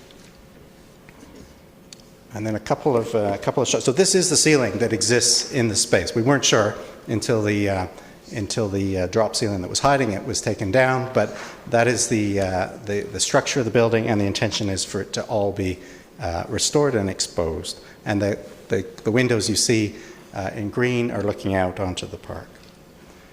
Looking back now in the opposite direction, this is the way you came into the building, and that's the classroom on the north end of the building. A view in the event kitchen, and you can see this is a space from the outside. You saw where that canopy was, a lot of windows into the space and activity, but the vice versa is true, that when you're in this space, there's a great view out into the park. So it works both ways. One possible use of this space, the kitchen and the roll-up window can be used to serve food directly to the outside. So just a quick view around the building. So starting on the entrance, that Larmont side, that's the entrance. Two restored windows as they were originally. The vertical windows are new, and they lead into the garbage and cooler areas. You can see now the canopy, how that could be a great spot to get out of the rain or out of the sun. And that view on the southwest corner looking straight into the building. And there are the doors rolled up to make that connection between the park and the building. And coming around finally to the north side, this is how we believe it has been, and it will be restored back to its original condition. And then another view going, this is the last one I promised, going through, this time you're going to go inside the building. So we're going through that roll-up door. That's not the main entrance, that's beside the main entrance, but you can see a type of reception here. And then moving over to the event spaces, a bar on the left, a cooking demonstration kitchen in the middle, and a hot pass on the right. Now we're going through into the event kitchen, where you can see some chairs lined around the cooking area. This could be both demonstration, hands-on learning, or even a chef's table are all possibilities for a space like this. And then going on along that southwest window, you can see looking out to the park. Back through some of the back of the house spaces, didn't want to miss anything. Those are coolers and the garbage areas, and again towards the main event space. So you can see the main event space is the biggest room and the biggest feature of the space. It has the high ceiling, and we've kept that as exposed as much as we possibly can. And it's going to turn around and show that final view. So I think this is your predominant impression as you come into the space. Thank you very much. Thank you. Oh, yeah. Yes, since we brought it didn't fall off. That's good. Since we brought these are the material boards that we put together at this stage of the project to give an indication of what the actual materials are about, and get some feedback from the client group on these. If anybody has any questions, I can certainly talk through them. There are some additional, so this is the base material that we're proposing, cedar, which is probably quite similar to the original. There are some upgrade options that have been presented. That this is a type of wood that's been treated that has a slightly higher price point, but it's all a trade-off of maintenance versus initial capital costs.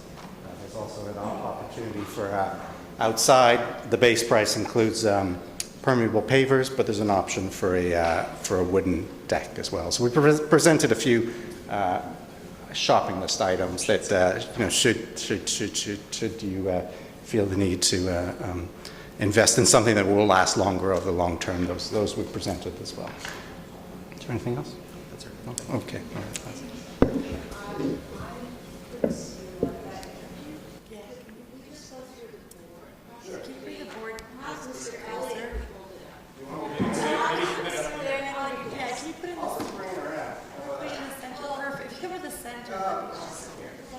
Should we?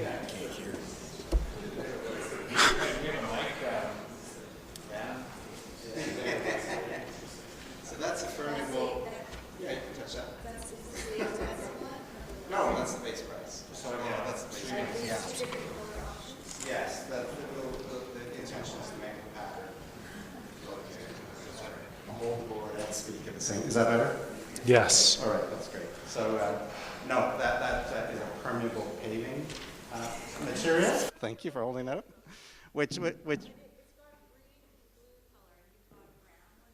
that's right. It's to make a, no. The intention was to make a pattern out of the two, and then there's a rubber material here which surrounds the trees. The tree wells. Yeah. So the idea is to allow the water. Sorry, so we're losing order a little bit.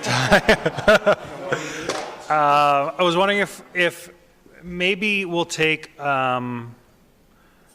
the bathroom break now for 10 minutes, and maybe we'll allow some questions that way. And if people in the audience have some questions as well or would like to see that, so I'll look for a motion to take our recess a half hour early.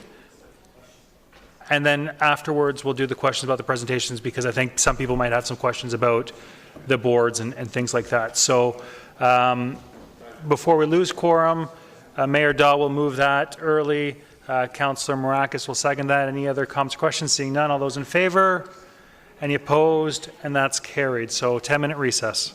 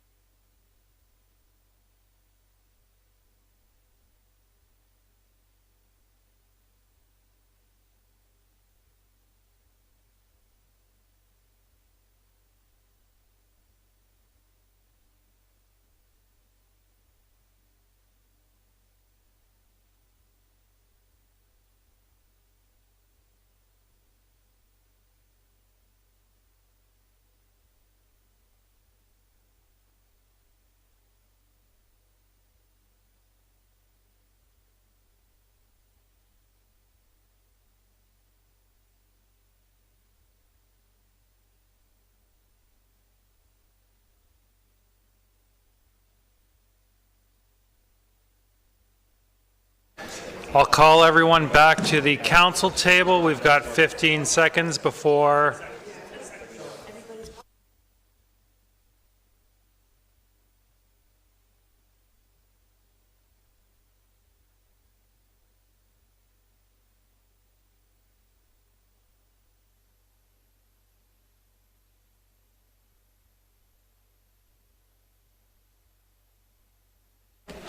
So we do have quorum around the council table. So I will look for a motion to receive the presentation. Moved by Mayor Daw, seconded by Councillor Humphreys. Comments or questions on the presentation? We've got Councillors Maracus, Gartner, and Mayor Daw. Thank you, Mr. Chair. Through you to Anthony. I just want to ask you a couple of questions about the copper roof alternative. Obviously, there's an initial expense to go with that. But I'm just wondering if you can maybe mention some of the benefits and the advantages of what a copper roof presents. I will not be directing that right now. We're just speaking strictly to the presentation. So if there are no, I just would rather have that conversation during the report section. Then he won't be able to answer that. He's the expert. Okay. All right. Sounds good. You made a great point. I agree with you, but yeah. Okay. In terms of the copper roof, the biggest, obviously it's a beautiful roof and it'll add value with respect to the building itself.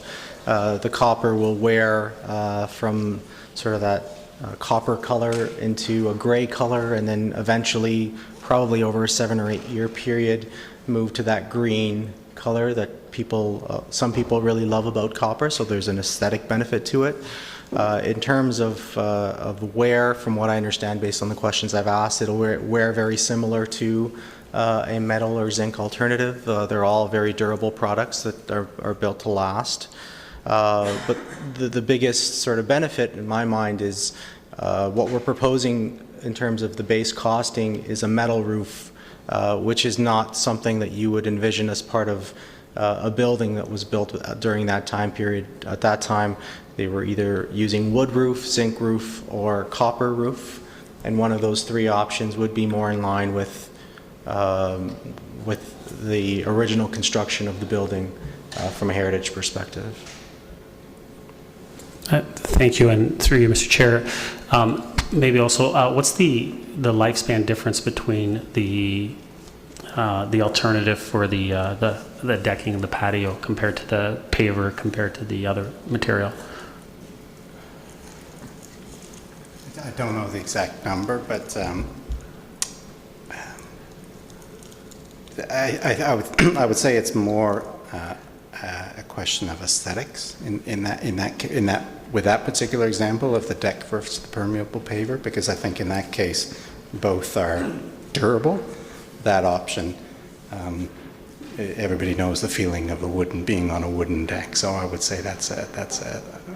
Do you think that's correct? More of an aesthetic option than a durability option, that particular one, but all the others listed are durability options. Thank you, and through you, Mr. Chair, just one more.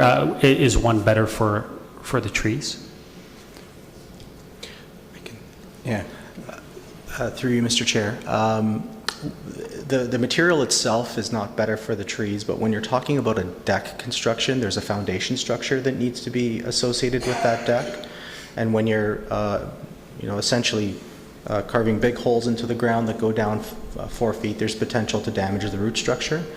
So the landscape architect did have concerns, and those concerns were noted in some of the work that she was performing, which is why we're recommending the permeable pavement option. Thank you. That's all I have for now. Thanks. Thank you. Councillor Gartner?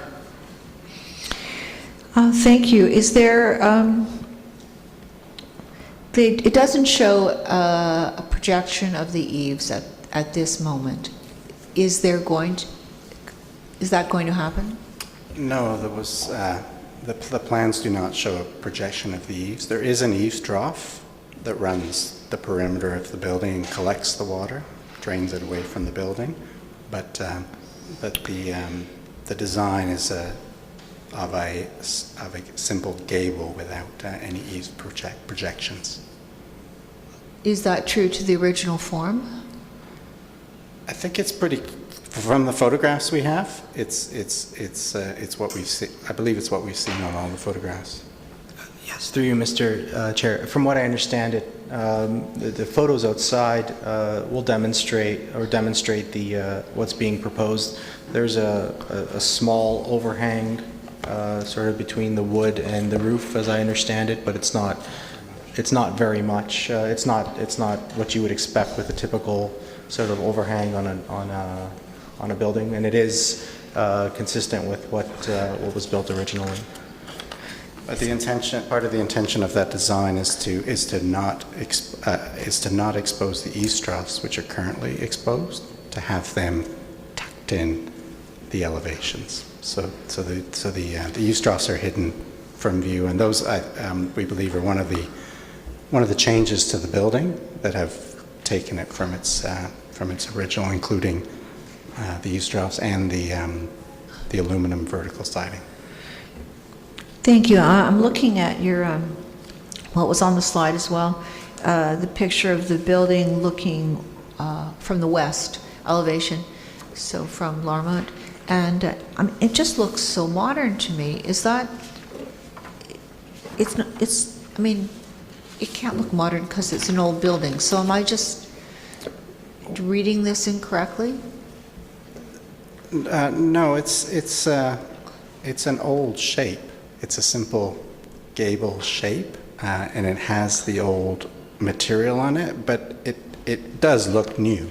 That's for certain. It's going to look new, but I think the most important part of the historical respect of this building is to make sure that you read that gable shape, and that I think you read very clearly, because that's the identification of what the building used to be. It's a very simple roof and gable structure, a bit like not too far off the kind of rural kind of barn structures. And when you get inside the building, you see that the roof structure is built in that way. I would say it's a humble building, but given its respect of seeing its original intention, we think is very important. Thank you, and it was meant to be a humble building, but we also want it to look good, and the residents who are looking at it from across the street want it to look good, and so I'm a little bit concerned about that. And also on the west side, I mean, it's very clear what the old building is and what the new building is. That's right. Looking at it from the Larmont Street perspective, it's not clear at all. I think you were going to put some blue around the new windows, or there's going to be some small detail. The colored details will be on the west and south side of the building. Oh, from okay. Larmont Street, you will read on this elevation here, you will read wood vertical siding. Thank you. My personal opinion is that we pay homage to the Armory, but we also distinguish the new part from the old part, and we don't make the new part look as if it was part of the original building.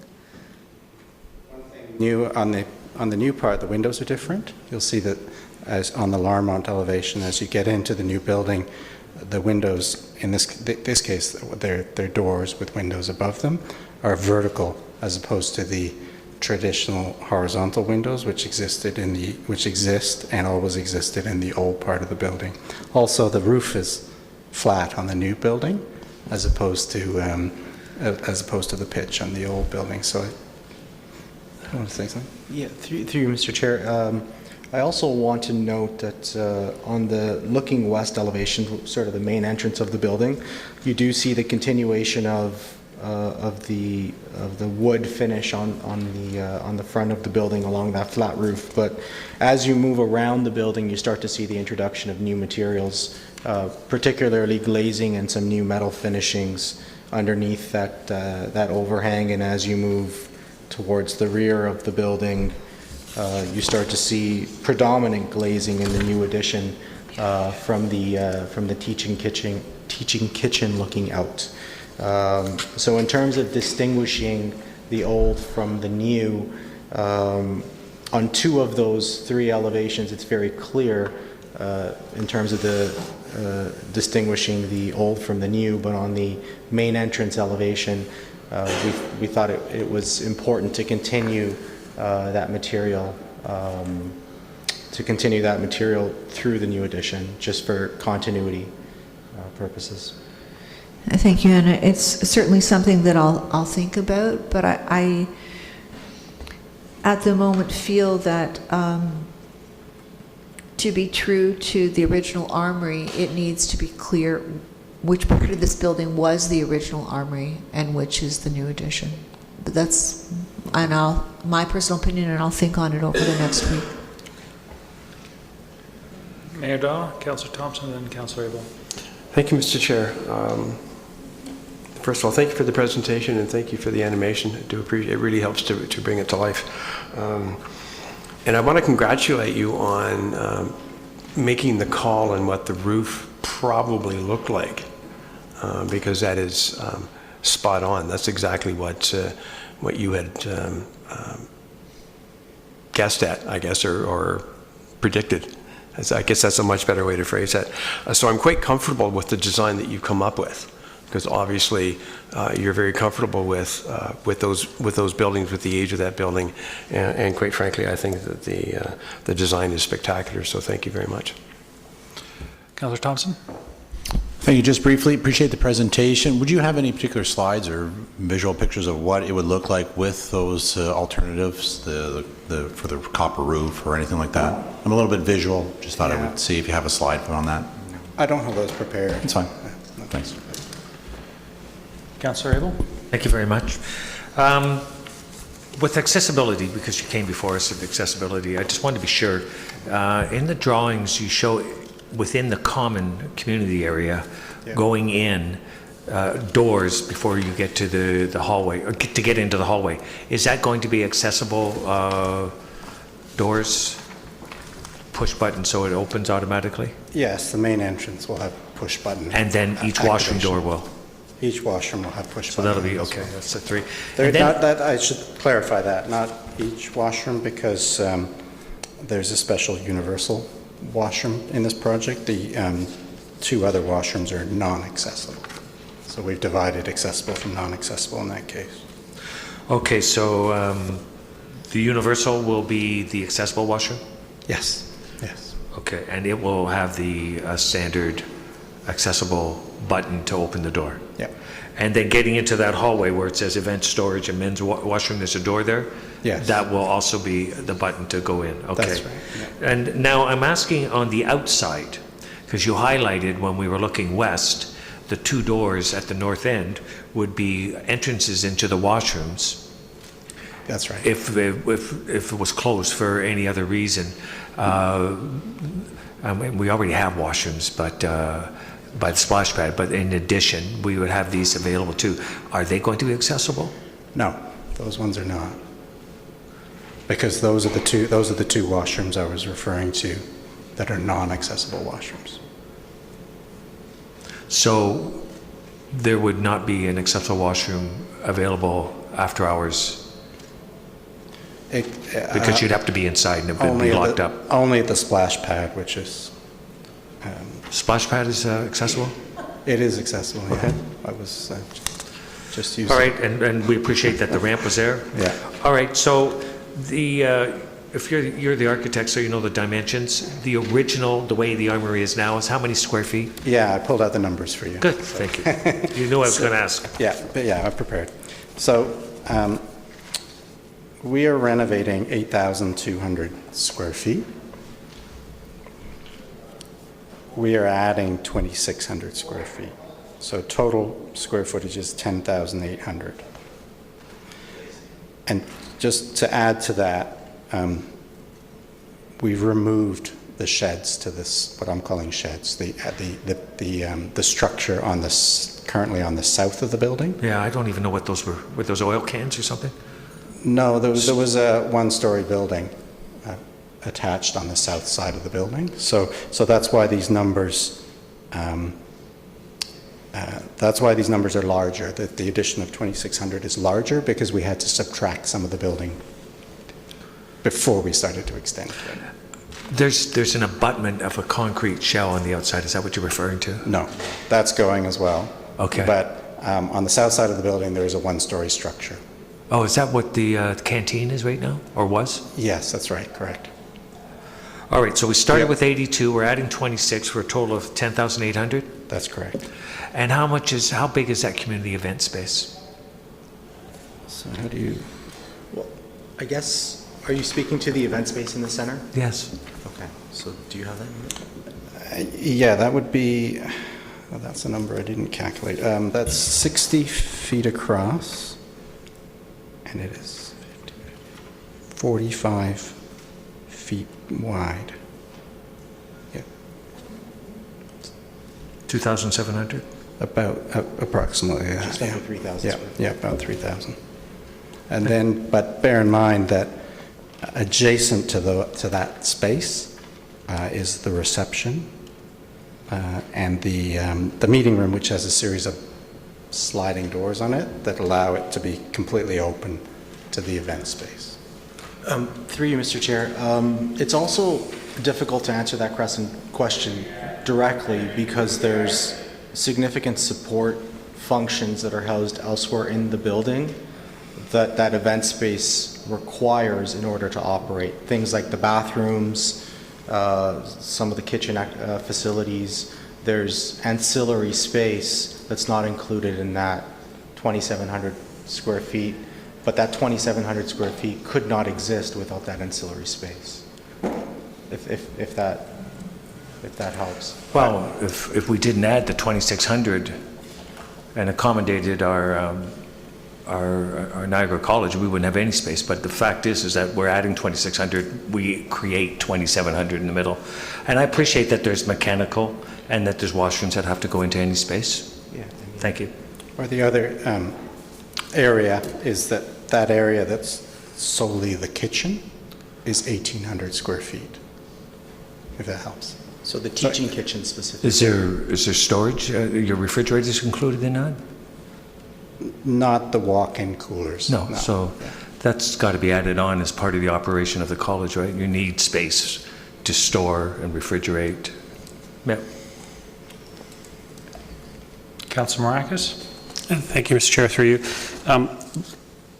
Before any of the demolition occurred, since you're throwing out numbers, I'm just curious, do you know what the square footage of the open space that was there originally? No, I don't know the number, but I would say that it's going to be about the same as what it was originally. Do you think that's fair to say?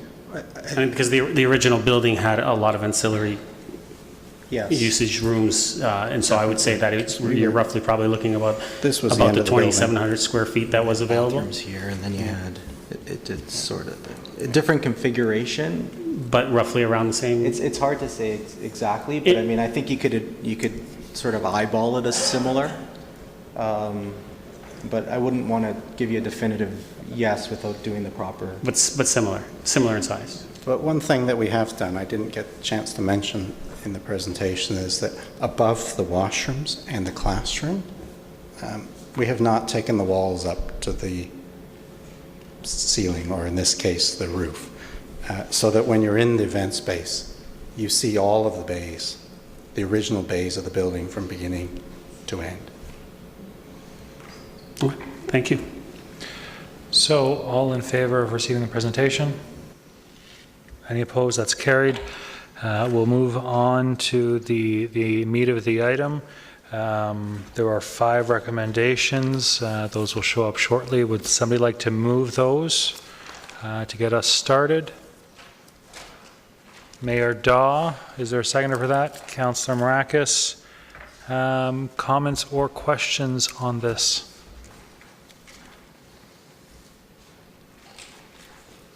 Seeing none, all those in favor? Councillor Gartner? Thank you, Mr. Chair. I've made most of my comments already, but I was very pleased to see in the report that all of the existing town park trees are going to be saved. Thank you very much for that. And could we also send this to the Heritage Advisory Committee meeting, to the Heritage Advisory Committee to have a look at, which is next Monday? Do I need to make a motion for that? If you make a motion, it wouldn't really affect whether or not because of our council timing. But I'm looking around to Mr. Amuno. Mr. Amuno, can you add this as for information? As an added item for information? The report? Certainly. Sounds Thank great. you very much. Councillor Thompson? And thank you. Within the report, it talks about that staff recommend the installation of the Akoya product due to long-term longevity and durability of the product for the exterior wood finish. So I'd like to put that forward as an amendment. Is there a seconder for that? Councillor Marakis, that they'd move forward with the Akoya. Design options. It's the treated pine. And the additional cost is $50,000.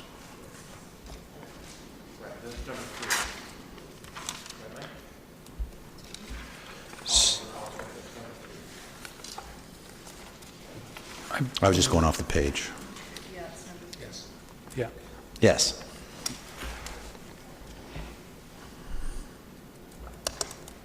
Seeing no comments or questions, all those in favor of the amendment?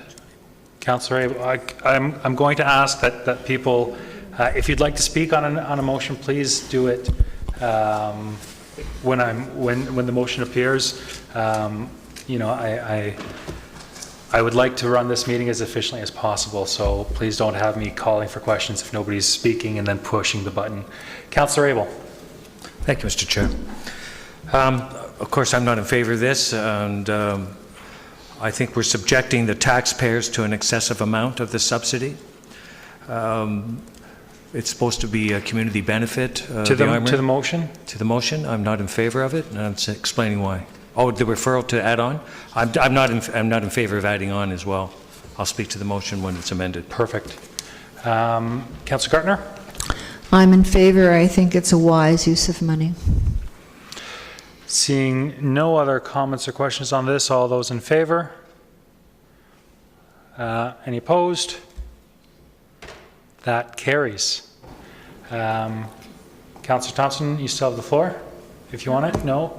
Mayor Daw. Thank you, Mr. Chair. And some of my questions were answered by Councillor Thompson's amendment. I just want to comment that I'm very pleased with the design. I'm very pleased that we're moving forward with this. It fits one of the elements of the strategic plan which we brought in 2011. It's certainly something we've been looking at for a long time, and once again, I just want to thank you, Mr. Chair. It was your germ of an idea that got us here, so thank you for that, and I'm looking forward to seeing this come to fruition. Thank you, Mr. Mayor, and you know, it was an idea, but all thanks should go to Mr. Iarello and Mr. Nadarozny. Councillor Abel, you've given us a little hint of what you're about to say, but of course I am. Please, you're next. Thanks. I'll start by saying I'm standing for the taxpayers because it's their money that we're using on this. And I agree wholeheartedly with Councillor Gartner's comment that any wise use of money is a good idea. Having a culinary school is a good idea.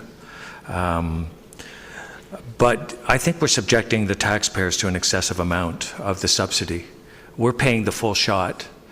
The Niagara College is committing service in kind of $500,000. That is to move their files and I'm not sure exactly what else. But they're not contributing a cent to the capital investment here. that's being fully subsidized by us, and we are investing to their benefit. So clearly, this is not a wise use of our taxpayers' money. We're losing community space. We're starting with 8,200. If we're going to benefit the community, we would be increasing that space, obviously, but we're cutting it into a third. And right away, the community benefit is obviously in the zero and not serving our community. So to put money forward for that reason alone is not wise.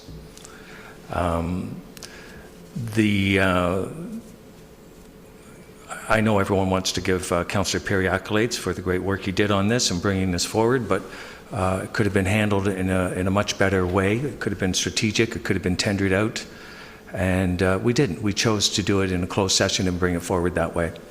And now we're taking the money from the Hydro Fund, and we're sadly not using our taxpayers' money wisely. And that's what I'm standing for. If we were using it for a wise reason and to benefit the lives of the people in our community, I would be full in favor of it. It's a great design. It's now almost $5 million. And we will get some benefit. Everyone will talk about the event space that we have, and that's a social benefit, but it's much less than what we have right now. And we don't need a college and a culinary kitchen there to make that community space work, because our town park is a vibrant, beautiful town park, and we have lots of events and lots of community uses for it. And we're losing that opportunity by limiting that space. And we're committed to doing it, so I'm wishing the best and welcoming Niagara College, but I am not in favor of using our taxpayers' money for this purpose. Thank you, Councillor Abel. I appreciate the difference of opinion. Councillor Gartner. Thank you, Mr. Chair. I'm not sure about the roofing. I'm trying to look it up online. I certainly don't agree with the copper roof because of its price. The zinc roof, perhaps Mr. Muno, or what is the advantage of a zinc roof over a metal steel roof? I think it was described in the original presentation that zinc is one of the metals that would have been used initially, so it's more in keeping with the heritage, but I'll look to either Mr. Amuno or Mr. Iarello to... I see that we have shaking heads, yes. And a metal roof, zinc would be a gray color, I'm guessing. A metal roof would also be a gray color. If I perhaps could have some proof from staff for next week that it's worth an extra $380,000 to do that, I would appreciate it. I'm certainly have already said I'm in favor of the $50,000 for the, I'm not sure how you say it, Akoya exterior alternative. I'm not sure that I'm in favor of the $30,000 increase for the composite deck as opposed to permeable pavement. I think we want to really promote the use of permeable pavement wherever we can because of its ability to drain water through it and help with flooding. So I think it might be a good example to set, to have that, to use that and maybe even make a note of that somewhere with respect to our community environmental plan.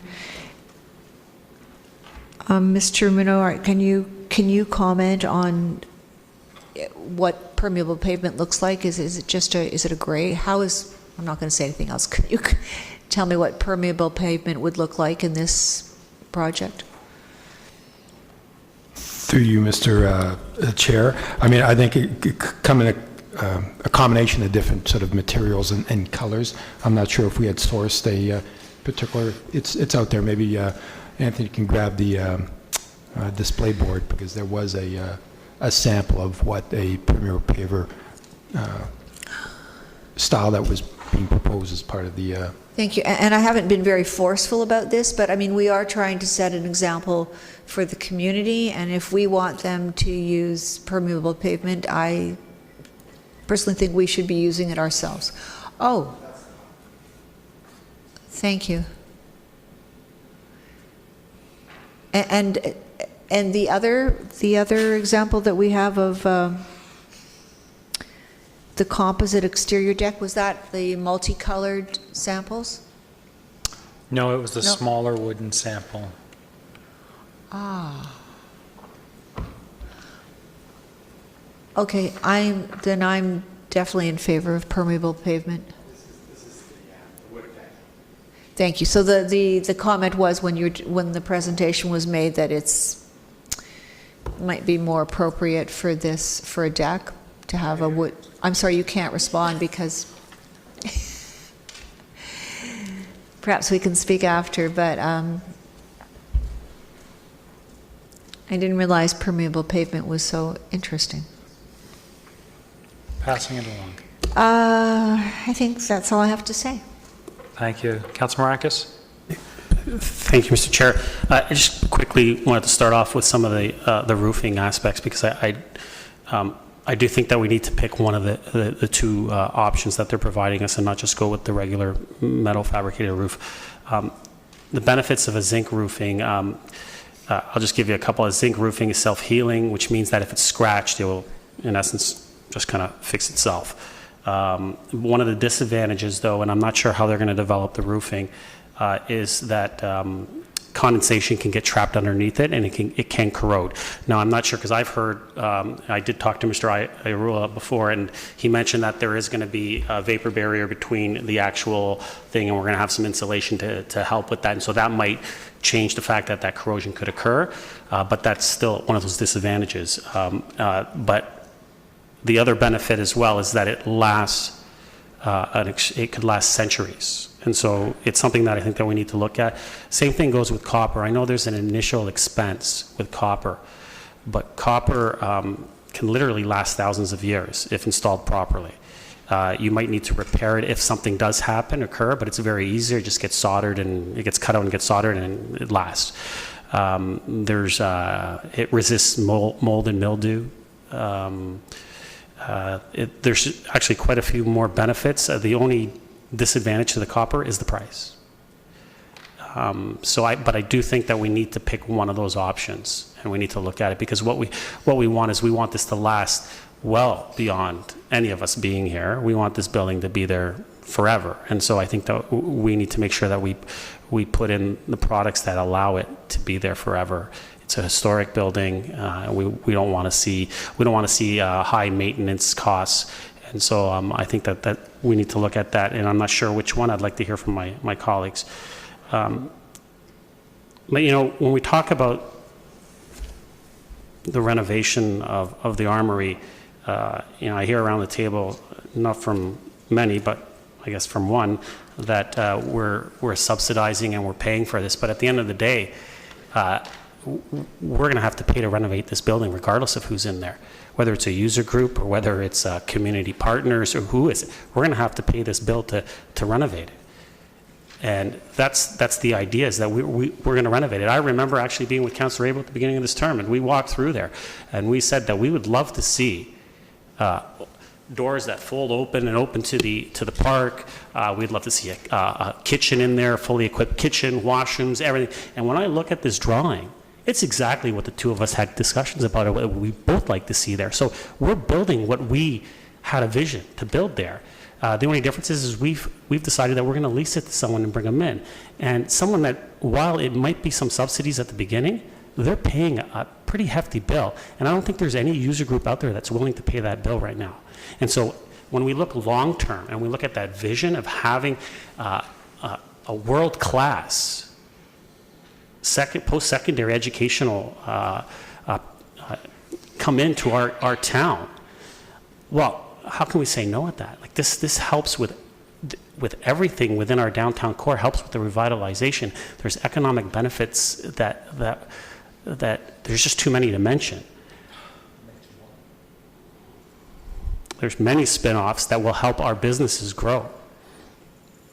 And as far as being the purveyor for the taxpayers and the advocating for taxpayers, Councillor Abel didn't seem fit to fight for the $100,000 on training and development. He thought it was worthy of taxpayers to pay that. Let's stick to the motion, please and thank you. Fine, Mr. Chair. Is that it? No, I'm thinking about it. I got 10 minutes, right? I can think about it for a sec. That's it for now. Thank you very much. Based just on Councillor Marakis' comments, would it be possible to get an indication of full life cycle costs for the roofing material, comparing the basic metal that we're talking about compared to the zinc and to the copper, so that we can have an idea long term, which is the best economic, route for us to take? Because it is true that it might be a little bit more expensive now, or it's a lot more expensive, to be completely blunt. But if it saves us money in the long run, I think that's an investment that's well worth it. So if we could have those by next week. Certainly, through you, Mr. Chair. In essence, the lifespan of the zinc and copper are the same. The difference is the look and the more heritage material. So you're basically paying for the copper look in terms of lifespan, but either the zinc or the copper would be considered a lifetime roof, whereas the metal would have 45 to 50 40 years. Yeah. 40-year lifespan. So that's, in essence, we can get something more precise, but that's basically what it's going to show. I'd still love to see just a memo from staff. That would be my preference. Councillor Gartner, I think for the second. Oh, for the. If you would, Mr. Chair, I've just noticed something important. You'll appreciate it. We'll see. I'll make this one, for this one individual at this one time, I'll make this one exception. Thank you. Councillor Gartner? Thank you very much. I'm looking at the floor plan, and I'm noticing that the universal washroom, which I think is another name for accessible washroom, is interior. So somebody who's on the patio. Well, I'm wondering, to me, it would be more practical to have it more accessible. So I would just state that, as Councillor Abel brought up through the questioning of the architect, there are accessible bathrooms closer to the splash pad, and yeah, that was the outcome of the line of questioning before. So just we'll move on back to Councillor Abel for the second time. Thank you, Mr. Chair, but we are spending a lot of money on renovation, and we should be as compliant with accessibility as possible. Councillor Abel? Just to echo Councillor Gardner, that's a very good point. While we're building, we should be making everything as accessible as possible at all times. And we are going to exclude and create a barrier for those outside not to be able to use those, and we're going to tell them they have to go use the splash pad where everyone else can. So, point taken. I did share a great vision with Councillor Marakis when we first came on term, when we walked in the Armory, and we thought, what a great acquisition we have for our community. And basically, that community space has been limited, so that wasn't part of our vision. We're investing in a third party, and good for them. But had we gone to 17 other culinary schools that exist, we might have been able to get a better package than what we did. So we never had that opportunity, nor did we ever do that. And that's called looking out for the best interests of your taxpayer. And also, as far as the economic spin-offs, these are. Can we? I cut. I'm just responding to. I recognize that, and I cut Councillor Marakis off when he was responding to you. Let's deal with the motion that's on the table. All right, so you did, but there are no economic spin-offs. So, except a lot of talk, but there's no spin-offs. I'm in favor of moving forward with whatever. Gentlemen, could we please just stop with the table talk? Let's deal with the motion. Let's be respectful of one another, even though we disagree with one another. Thank you. Thank you, Mr. Chair. I'm in favor. You can't stop, eh? You'll have your chance to talk, Tom. Okay, good. Come on, gentlemen. I will continue, thank you. As far as using the best supplies on this, it's a great idea to invest if the roof cycle and the appearance with a copper roof can be done. I'm all in favor of that. I'm wondering through you, Mr. Chair, if I could ask, are there any green elements or environmental elements? For example, collecting the rainwater, I know that's hard, but are we just throwing the rainwater in the storm sewers, or are we putting it out as we ask our pools, people that have pools, to put it into the lawns rather than emptying it into the storm sewers? And I'll ask our staff member, Anthony, if he wanted to respond to that, or if anybody else can respond. Marco? Through you, Mr. Chair, I think the rain gutters will just empty out onto the lawn, so it'll be overland drainage. So not going into the storm sewers, which is any other green highlights that you would like to indicate? Are there insulation properties? Well, through you, Mr. Again, based on the current condition of the building, with the upgrades and renovations, the building itself will be much more energy efficient.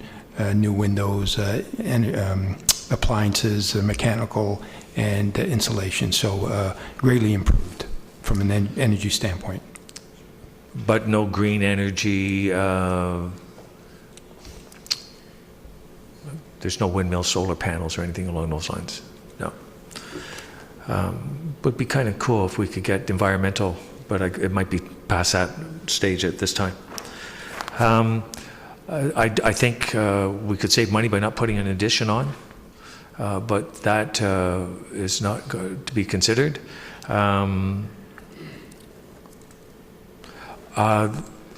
For the event rooms, is there storage for tables, chairs, sound systems, staging, anything along those lines for events? Councillor Abel, I'll remind you of the motion that's on the table. We're not really talking about the use of the building right now, but quickly, Mr. Ramuno.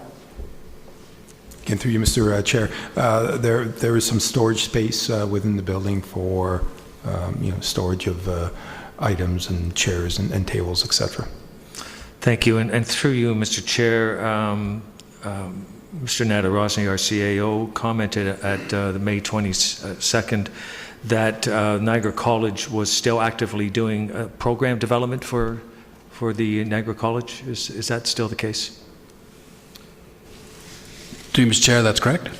So it's hard to evaluate anything until we get that development before us. It's a fair comment. I think you're asking Mr. Nadarosny to enter into debate at this point. Am I? Yes.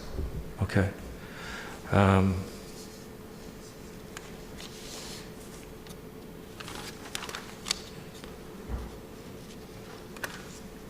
Thank you very much. That's all, Mr. Chair.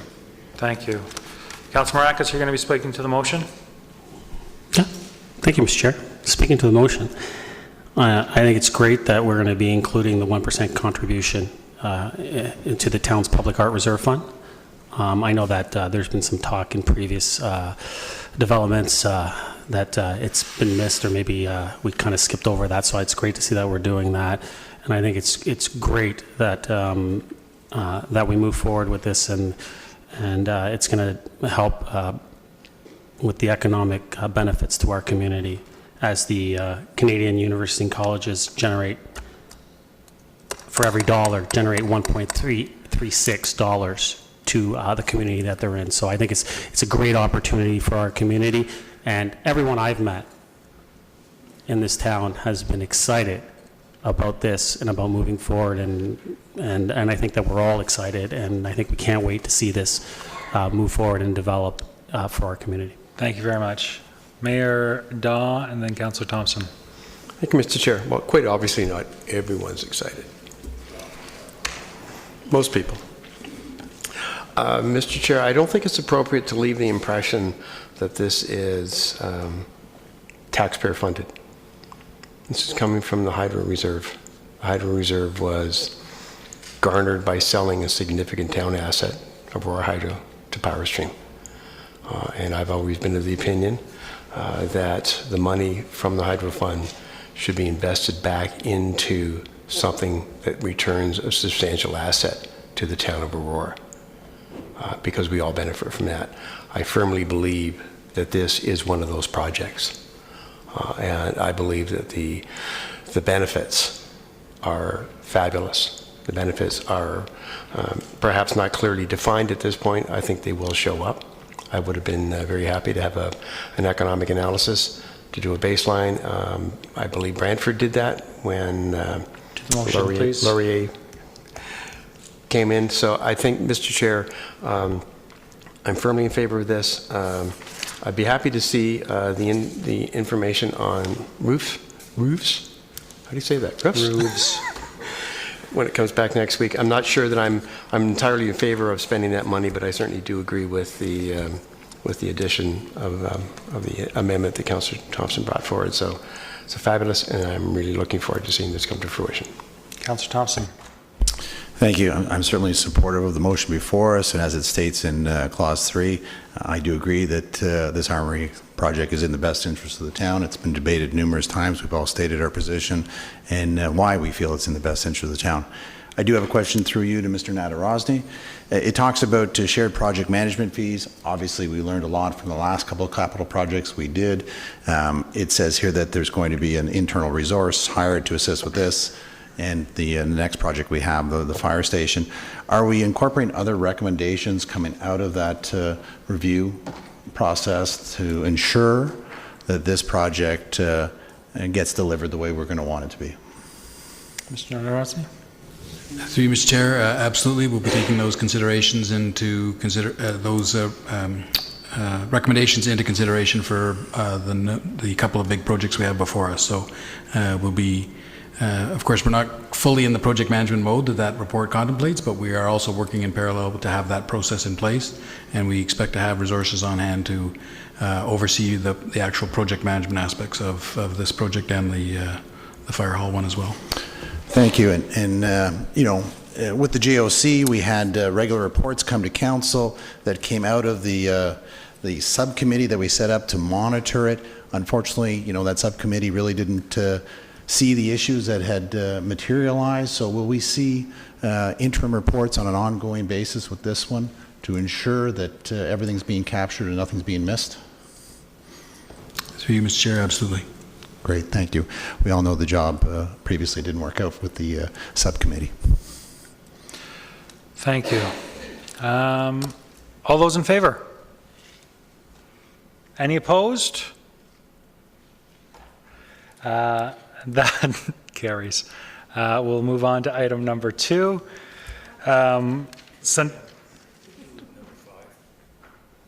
Sure, happy to bring forward item number 5. Are there any other items that individuals would like to see us dealt with tonight? Seeing none others, I'll take a motion to move forward item number 5, moved by Councillor Abel, seconded by Councillor Gartner.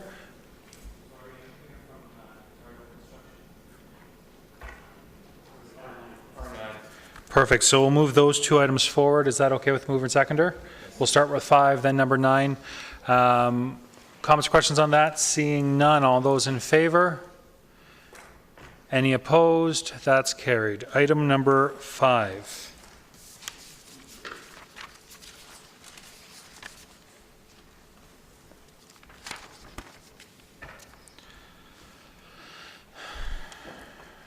Ivy and Matt, welcome. You've got 10 minutes. Thank you, Mr. Chair. Good evening, Mr. Chair and members of council. My name is Ivy Henriksen, Manager of Corporate Customer Service. My colleague Matt Zawada is the Accessibility Advisor who's joined us tonight. We were asked to come to council just to do a quick review of the annual accessibility plan. The purpose of the plan, so I've lost my helper.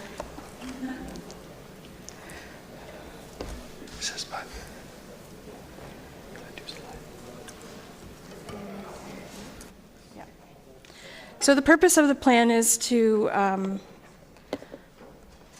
meld essentially the overlapping pieces of legislation that we have. So most of you are familiar with the Ontarians with Disabilities Act, which was the original legislation, and then the province introduced the AODA, which is the Accessibility for Ontarians with Disability Act, which still has regulations that are rolling out. So currently we have 3 regulations to adhere to.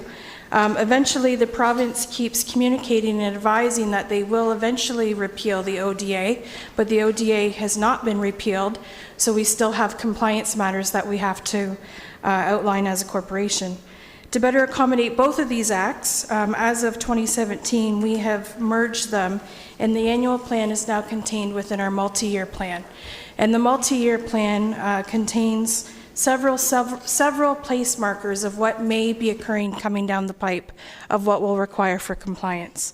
You all have copies of the plan in front of you, and then this plan is also on the website and available digital. The current plan is from 2018 to 2024, and this plan shifts annually.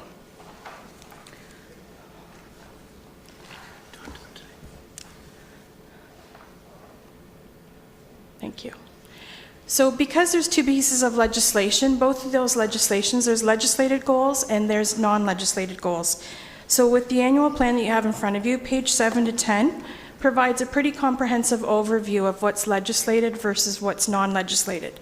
So for example, our legislated items would be things that we're required to do. So they could be required under the ODA, the AODA, the Human Rights Code. It could be something under the Ontario Building Code for universal access. The non-legislated are those things that are our guiding principles as a corporation that are the good things to do for our community. So for example, the second floor washrooms on the library, the accessible washroom request that was looked at, that is not a requirement of the AODA, nor is it a requirement of the Ontario Building Code currently. But because of the usage and because of the requests coming in from the community, we had already made a decision that that makes good business sense because of the use and because of the patrons in that area of the library. Since 2010, we've corporately identified 87 formal barriers to accessibility. So our annual plan acts like our recording, our report card, and kind of our record keeping for the corporation at large. We've taken affirmative action on 68 of the 87 barriers, with 19 of the barriers currently identified as potential areas to fix. So as we identify barriers, those barriers could be identified by staff, they could be identified by user groups, they could be identified by senior management, they could be identified by different folks. We have a process in place that we review those, and then we look at what resources are required, and if we're going to pursue it, and is it something legislated, or is it a good to do? On an annual basis, we assign resources for accessibility. So Aurora is very blessed that we have a dedicated staff resource, Matt Zawada, and we also have capital and operational funds to continue to work towards removing the barriers of accessibility. And that's actually been in place since 2003, since the original committee was struck under the ODA. Barriers are now documented in 3 categories through our annual plan. They include barriers of physical nature, communication, attitudinal, and attitudinal can also be a systemic barrier. I'm going to turn the floor over to the accessibility advisor who joined us. He's going to just reference some of the accessibility in action in Aurora, just to some noteworthy items from the past year. Thank you, Ivy. Thank you very much for everyone allowing me to speak in front of you today. As Ivy mentioned, my name is Matt Zawada. I am the new accessibility advisor for the town of Aurora. I have been here for approximately 10 years, starting off in a part-time role, so just kind of making my way over here. So thank you very much for letting me speak in front of you today.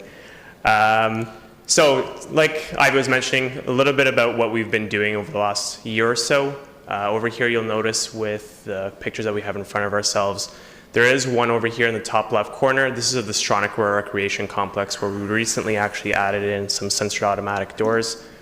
This has been a great addition. Coming in from the aquatics division, I've noticed how much of an impact this actually has on our patrons on a daily basis, whether it's participants participating in our programs or other agencies coming in, such as Witchard Stouffville, Community Living, who are bringing in participants from neighboring municipalities just because we have accessibility available for their programs. In the lower corner, you'll notice we have the ACC, where we actually had a project going on in 2017. It was a capital project of about $200,000, where we regraded the pavement, allowing for parking as well as corresponding curb cuts, allowing access to entrance 1. And then in further slides, we will also see the entrances into access 2. We also have some wayfinding signage. I opened up the Aurora Family Leisure Complex in this area over here. We also have it going on in the, it's a project going on for Town Hall, Stronach Aurora Recreation Complex, as like I mentioned, the Aurora Family Leisure Complex, and then the public library, along with what Ivy mentioned with the washroom being added in. We've also added wayfinder signage there as well.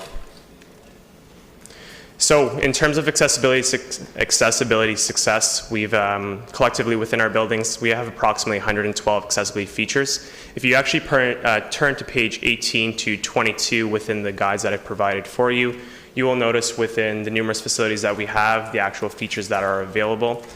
So that's Town Hall, Aurora Family Leisure Complex, JOC, as all of them that you know. Where possible, we try to procure accessibility products. A lot of these, so you guys can see in the hallway, are visible items that most people will generally associate with disability. A lot of things go unnoticed, and these are discreet but powerful items that we are also procuring as well. So you'll notice in Lexington we have our hearing loops as well that most of us on a daily basis wouldn't notice, but it does make it very impactful. It's very powerful for those that need that and can't participate on a regular basis. So a couple more pictures. Here you'll notice is a project that just happened most recently. We have our sliding doors that have been occurring, have been added in for the Aurora Public Library, as well as the Aurora Family Leisure Complex. This has been ongoing, just installed in the last couple of weeks. In the next couple of slides, you'll also notice that we have had it done at the Aurora Senior Center. Again, big impact. Aurora Family Leisure Complex specifically, we've had a lot of impact in terms of the seniors coming in for therapeutic reasons, using the pool. Now not having to actually pull those doors open specifically, they're able to walk in and even use the ramp to get into the arenas themselves. I added in a picture in the top left corner of the ACC connectivity actually from the regrade of our pavement to the actual Fleury Park. So that way patrons again are able to now participate, join in, and be connected to all of the amenities that Town of Aurora has to offer. A couple more pictures. One I actually want to point out is the integration program that we've been offering. This is more of an attitudinal change that we've been making over the last couple of years. I had the opportunity to work with Chris Catania in the last year on this. Breaking barriers not only with participants, but actual making an impact on the parents and guardians of the participants with disabilities and changing their perspective as well on being able to be integrated and being involved in these programs. So that's a good example of that. And then this is just a quote that I think Ivy added in here. I don't know if you want to read it out or not. Yeah, read it out. Sure, so I'll read it out. So the one argument for accessibility that doesn't get made nearly often enough is how extraordinarily better it makes some people's lives. How many opportunities do we have to dramatically improve people's lives just by doing our job a little bit better? Yeah, thank you. Sorry if I was a little bit nervous, but it's the first time coming up in front of you guys. I appreciate it. Thank you. So we'll take a motion to receive the presentation. Councillor Marakis, Councillor Thompson, comments or questions? Councillor Humphreys. I think, Mr. Chair, thank you so much for coming forward. You did a great job, and I'm really thrilled with all the work that's done. I'm very proud of what we do in Aurora for AODA, and I'm happy that we have our new accessibility advisor for our committee and for our town, which is fantastic. Just a quick question, and I don't know if anything's changed, but do we have, is there any effort on any grandfathered buildings or areas that will force some of the older buildings to comply to AODA? Is that something that's sort of never going to go that route, or is there a vision 10, 15, 20 years from now that maybe will make buildings accessible that are older than?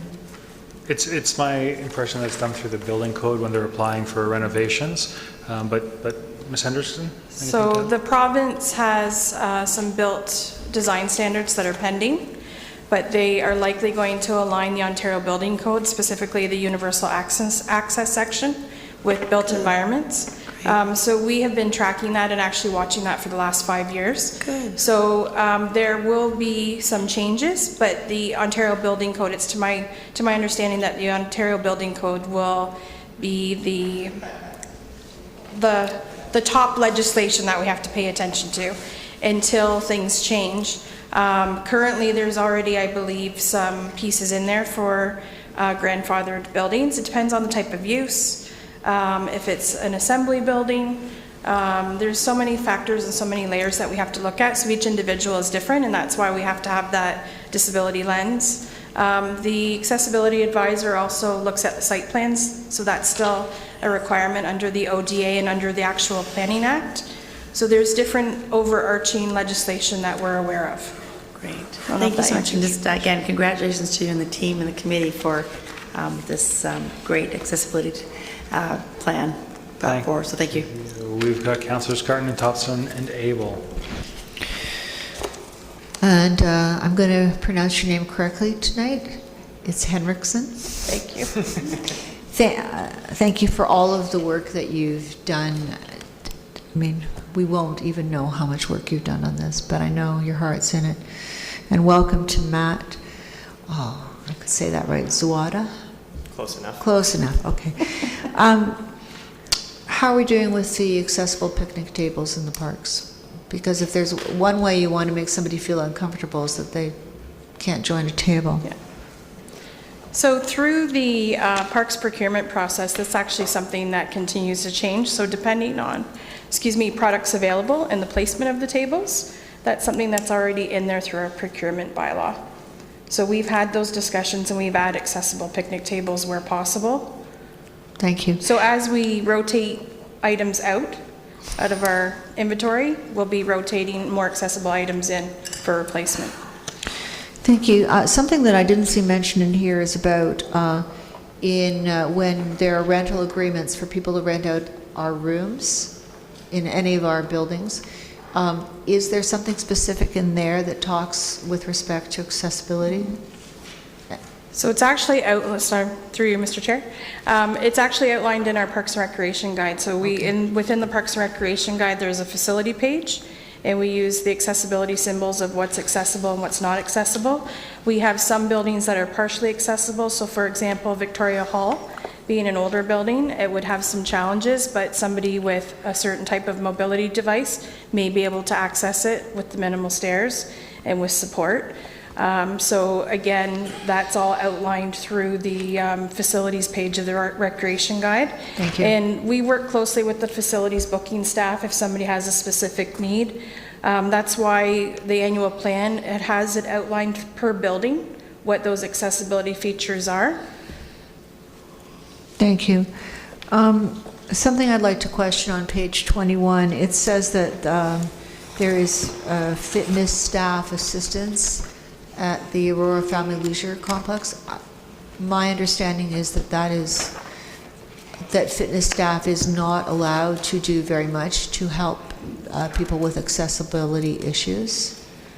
So I'll just leave that with Ms. McDougall, because I think I agree. That's a question that's Thank better you. left for offline. Thank you. Could you just speak about water walking, please? That's something new You to can me. describe the water walk. Yep, so water walking would be, and we have devices at both the Stronach and Aurora Family Leisure Complex that allow for patrons or participants to stabilize themselves as they're walking through the water. So they generally look like PVC pipes that you would put around the body. They hold on to it and allows for them to float and use their upper body strength to hold themselves up so that they can propel themselves with their gait. So would somebody have to arrange for this? No, so they're available to the public when they're coming into the pools. So all they have to do is speak to the staff members that are on deck, and they can go get it for them from the storage rooms. It's available to the public at all times. Thank you. Something that is of concern to me is the lighting in the parks. Is that, I know it's on the list, are we making progress with that? Mm-hmm. Yes? So there were some projects that Chris had worked on with the parks operations side, and some of those projects are either completed or near completion, and there was some additional illumination that was added to add illumination, I believe, around connectivity of the pathways. So that's still on the radar. That will still continue to grow as we assign those resources. Thank you. And last comment, which would concern Ms. Mackenzie Smith, which is, how we make sure that the population in Aurora is aware of the assistance that we offer, certainly for special events or anything else. I don't, maybe the community is very aware of it, but I'm not sure about that. So there's legislated training that we do with all new staff, and special event staff also have the ODA customer service training. So specifically, if somebody requires an accommodation at a town event, they can put that request in. And so last Monday night, for example, both Matt and I were here for Community Recognition Awards. We actually fulfilled 7 accessibility requests, but formally we only had 1 prior to that meeting. Thank So you. we typically build that in, and hopefully it's discreetly done so that it respects the dignity of the individual that needs that support. Thank you very much. Thank you. Councillor Thompson? Thank you for both of you coming tonight. Just quickly, you gave us a copy of the accessibility plan. We also saw one back in March as a part of the minutes we received. I just want to confirm that there's been no changes from the March one to this one. The only additional items that were, well, the ones that you actually received in March, which was the updated appendix, because when Chris left, the plan was completed.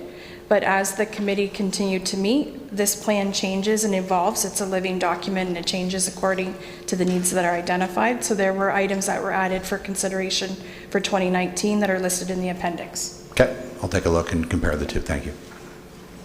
Councillor Abel? Thank you, Mr. Chair, and Ivy and Matt, thank you. It's turned out better than what we were working with, the working model, so I really appreciate the work. And Ivy, you've been a champion a long time. Matt, you're doing a great job, and welcome aboard, and Ivy's great at, and so did Chris Catania, did a great job as well. It just shows we're forward thinking, and we still have a lot of ways to go. The older buildings, as Councillor Humphreys brought up, I just thought I would highlight that one of the initiatives last term, the Chair Tyler Barker undertook was stopgap. So for single step older buildings, a little ramp, colored ramp, was used. Luke Anderson was a designer that brought that forward, so that was employed. And what we did is we did an inventory of single steps. I also saw online during National Accessibility Week for multi-stairs, they've got a new idea that... Councillor, can we, I'm just cognizant of the time, we've got 45 minutes. Can we stick to the presentation? This is kind of important, Mr. Chair, and I appreciate it if I could just spend a minute, more than a minute, highlighting some of the things that are done. Thank you very much.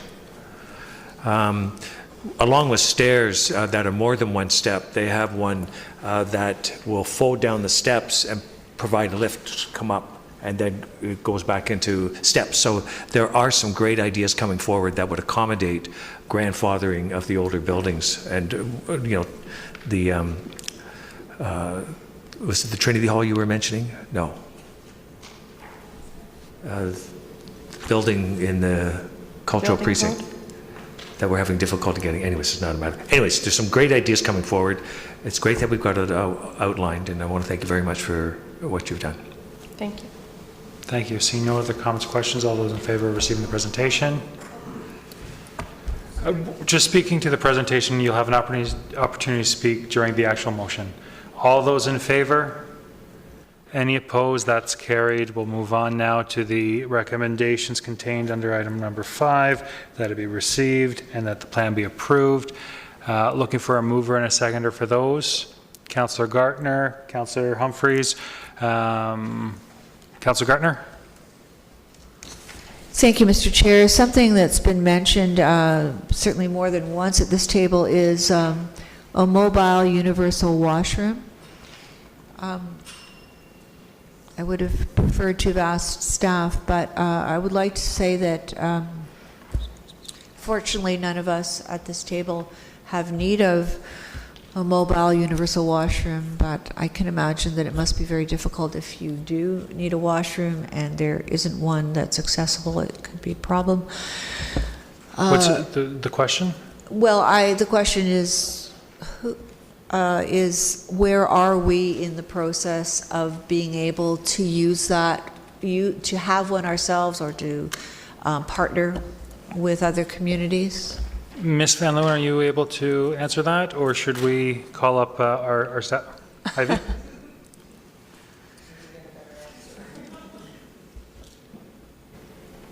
So through you, Mr. Chair, there is a mobile accessible washroom trailer available. It's available for private and profit, nonprofit user groups through Whitchurch Stouffville. Right. This council actually contributed dollars to that mobile trailer. However, when we've looked into it for, like for example, we looked into it for National Access Awareness Week just to have it as an item here for kind of a show and tell. The cost was higher than what we felt was reasonable, so we passed on having it here. It's a charge, I believe, of $560 per day, $560 per day. We, however, do have a mobile lift in our inventory that we purchased the year of the Pan Am Games. So we do have some accessibility items for things like special events. One of the things that we've talked about is doing some mapping and mapping out our accessibility features in our buildings, which would have things, different levels of accessibility for things like washrooms, so that people that are frequenting Aurora facilities can make an independent choice of what works for them. Thank you, and I think that mapping is very important. I really like that idea. Councillor Abel? Thank you, Mr. Chair. I think it's great, some of the things we're doing, and I wanted to highlight one that was done by the town, and that was at Machel Park. The entrance was put at the south end for Ribfest, and we used to slide down the hill, and it was inaccessible. And what we did was we created an asphalt path to come down and create an entrance. It was safer for the people coming into the park, and it made it accessible for those going in. My other comment was that would have been a nice feature to put into our canine leash-free park when we had the opportunity. To the motion, Councillor? Am I allowed to make comments? No. It's getting fairly late in the evening. I'd like us to stick to the motions on the table. Well, I guess if I'm not allowed to comment. You're happy to comment about the plan? You're happy to comment? I am commenting about the plan. I was talking about good and bad. Anyways, we'll move on from that. I see no other comments or questions on the table. Am I being cut off then? All those in favor? Any opposed? That's carried. Thank you very much.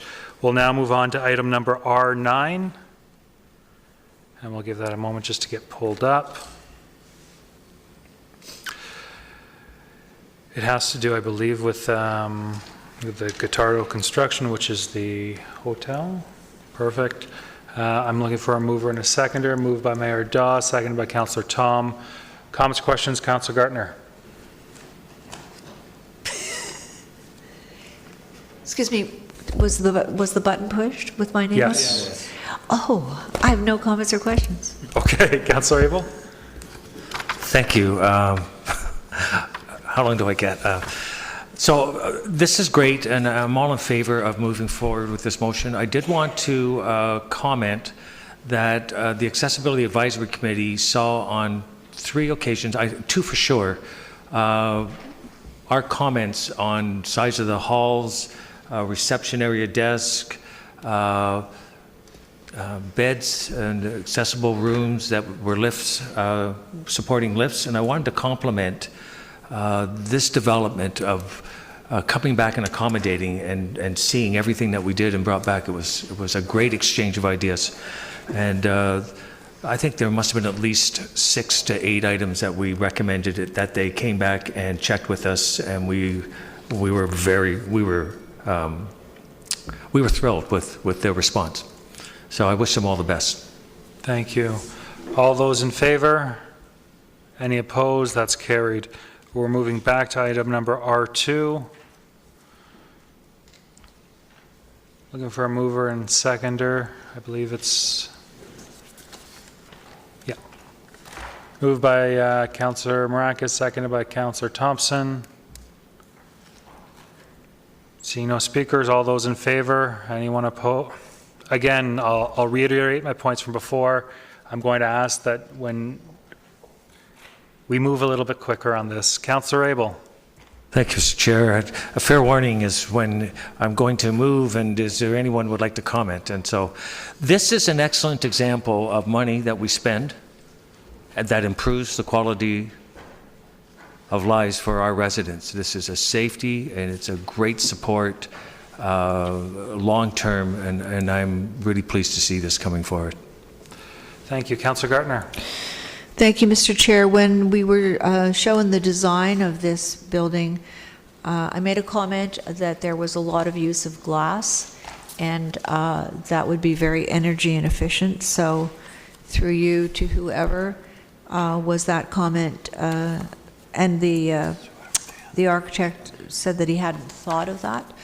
So, you know, in this age of wanting to be very energy efficient, do you know if the design was modified in any way to accommodate less use of glass? I believe on this item, Mr. Whoever is Mr. Downey. It's you, Mr. Chair. That's correct. The design has not dramatically changed from its original concept that has been presented to council. Most of the changes have been made internally, but the exterior of the building remains much as council has seen previously. Thank you. I would just like to say that we are going to promote a community energy plan. I think we need to set an example, and I would appreciate if my comment is taken by Mr. Downey to the appropriate person to have a look at it. Thank you. Thank you, and the other thing is it's going to cost us more money to run, so. Councillor Thompson. Thank you, Councillor Perry. Through to Mr. Downey, and for reference, I'm using the replacement page that was provided to us. Mr. Downey, you know, typically we see in large-scale projects of this a contingency, and you know, in the past we've used 10%. There was some comments about that when we went through the JOC review process. When I look at the replacement page, we have an owner's contingency, which is less than 10% of the total construction contract. However, I do see provisions for escalation and soils. Can you speak to that, and also whether or not this really is a Class C estimate, or are we being a little more accurate? Mr. Downey. Through you, Mr. Chair. First of all, I'd like to apologize for requiring an additional sheet, and it is a Class A estimate, not a Class C. We are ready. We're getting ready to go to tender this month with subject to council approvals. With regards to the contingency, it presently sits at 7.8% of the construction value. However, when you add in the escalation provision, because as you know, this budget was set almost 18 months ago,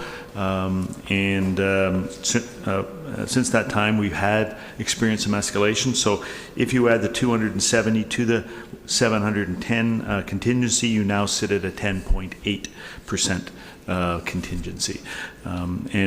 We have also added some additional cushion with regards to provision for adverse soils.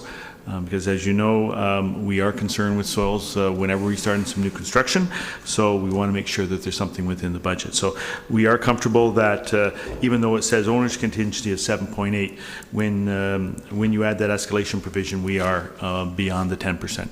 Thank you, Mr. Downey. And then through you to Mr. Nadarozny, same question as last time. Yeah, I see that we're hiring an internal resource for the management of this project. Can we also get assurances that the methodology that was prescribed in the JOC review will also be utilized in this project? Through you, Mr. Chair. Yes, that's correct. I just want to clarify that we're not hiring a manager for this project per se. We're hiring additional project management expertise to keep us in tune with good project management techniques and philosophies. The project will be managed, though, by Mr. Downey. Great. Thank you very much. Councillor Gartner. Thank you, Mr. Chair. The last time this came to council, we had I guess it was an outline of how long it would take us to pay for this, and it was based on the residential DCs. So I didn't speak to Mr. Elliott. I'd like to speak to Mr. Elliott during the week and then come back to the council meeting, because I think that we need to include, or unless I'm wrong about it, the ICI component for DCs, the institutional ICI commercial, what is it, institutional commercial industrial component of the ICIs, of those DCs, because my concern at the time was that we were talking about, I think, a 20-year payback, but I don't think that our development is going to be very robust after the next year or two. So unless Mr. CEO or Mr. Elliott wants to comment on that now.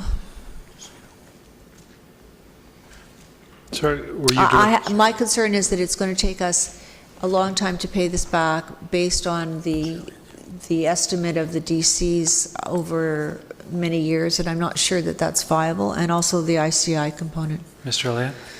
Through you, Mr. Chair. I haven't got the details of my previous report with me. However, when I did that, I used only the residential, and it showed sort of the worst case scenario. Certainly, the ICI contribute fire DCs, and it will pay for this project. And so it will bring that payback sooner than the res-only estimate that I showed in the first case. It was sort of a worst-case scenario. This is res. ICI is very difficult to predict when and how consistently it will occur over time. And so I left it out of the analysis and said, worst case, here's the payback, or the funding solution. Thank you, and we can talk further. I'm sorry I didn't speak to you before the meeting. Thank you. Thank you. All those in favor? Any opposed? That's carried. Just looking at time, I've conferred with Mr. Nadarozny. Items number R4 and R11 are time sensitive, so I'll ask that we move those forward at this point in time. Moved by Mayor Daw, seconded by Councillor Humphreys. Any comments? We'll look for a mover or seconder on R4. Moved by Councillor Humphreys, seconded by Councillor Marakis. Councillor Gartner? Thank you, Mr. Chair. And it is mentioned in the report that others can come forward and request to have fireworks. I think we need a policy in place. Ms. Van Leeuwen, do you know? I believe this is the policy, but No, Ms. this isn't Ms. Van Leeuwen? policy. Through you, Mr. Chair, we have a bylaw in place that sets out what is required for setting off of fireworks. Thank you. So I misunderstood. That means that anybody could come forward and ask to get a permit to set off fireworks? Through you, Mr. Chair, that's correct. They would, if it's a display fireworks, which are higher hazard, a permit is required from the fire chief. Right. And if it's for days other than Victoria Day or Canada Day, then council approval is required for those days other than. Thank you. And you would base the approval on certain parameters that are in the bylaw? I mean, is the bylaw very specific? Because I don't remember ever having anything like this come before council. It has a couple of It times. has? Yeah. I should check my memory. It's not usually a big deal. Councillor Gartner, the floor is yours. I'm finished. Councillor Thompson? Thank you. Just speaking to the third recommendation, I support amending the bylaw to give staff more authority. The only thing I would ask is some sort of mechanism to notify council just in case residents or somebody contact us or reach out. So I'm fine with staff making the call, but I think it would be good from a communication perspective to notify members of council. Thank you. Seeing no other comments or questions, all those in favor? Anyone opposed? That's carried. Item number R11. Be looking for a mover and a seconder.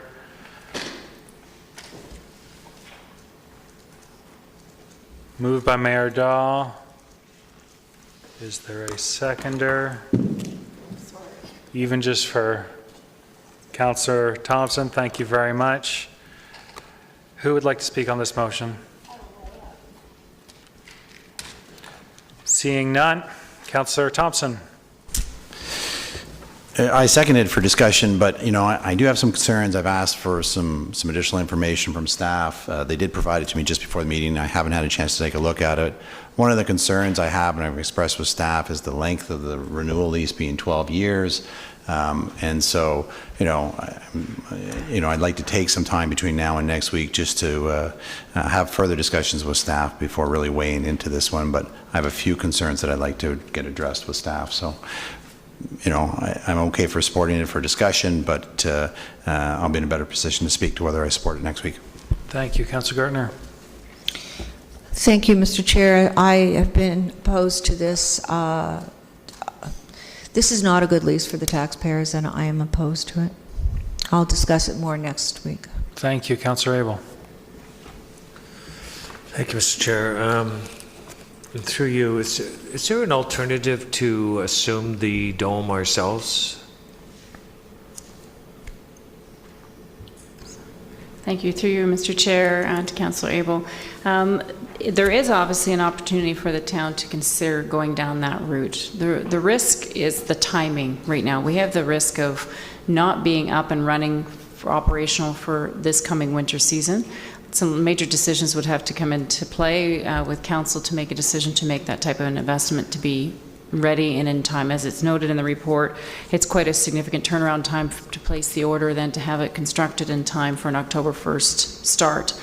The report also covers the amount of hours, between 3,000 to 4,000 hours of our user groups that would not have access to indoor space for their sports activities throughout the winter without this dome going up. The way the lease, working with the owners, has been designed at this point is that the option to own, for the town to come in as an ownership, or for another party to be the holder or the owner of the dome, is that flexible within the lease, to have that contemplated at a later date. The urgency is the timing to get the dome up and make that decision. But in order to have the confidence to make that type of an investment, the owner is looking for the terms that he's requesting. So it would be the 2 + 5 + 5, which is the 12-year request. Thank you, Ms. McDougall. Councillor Abel. Well, I know we're in a rush, and these things happen. But we're investing, or we're putting in an agreement that our user groups are basically funding, like they're the ones contributing all the money to a third party.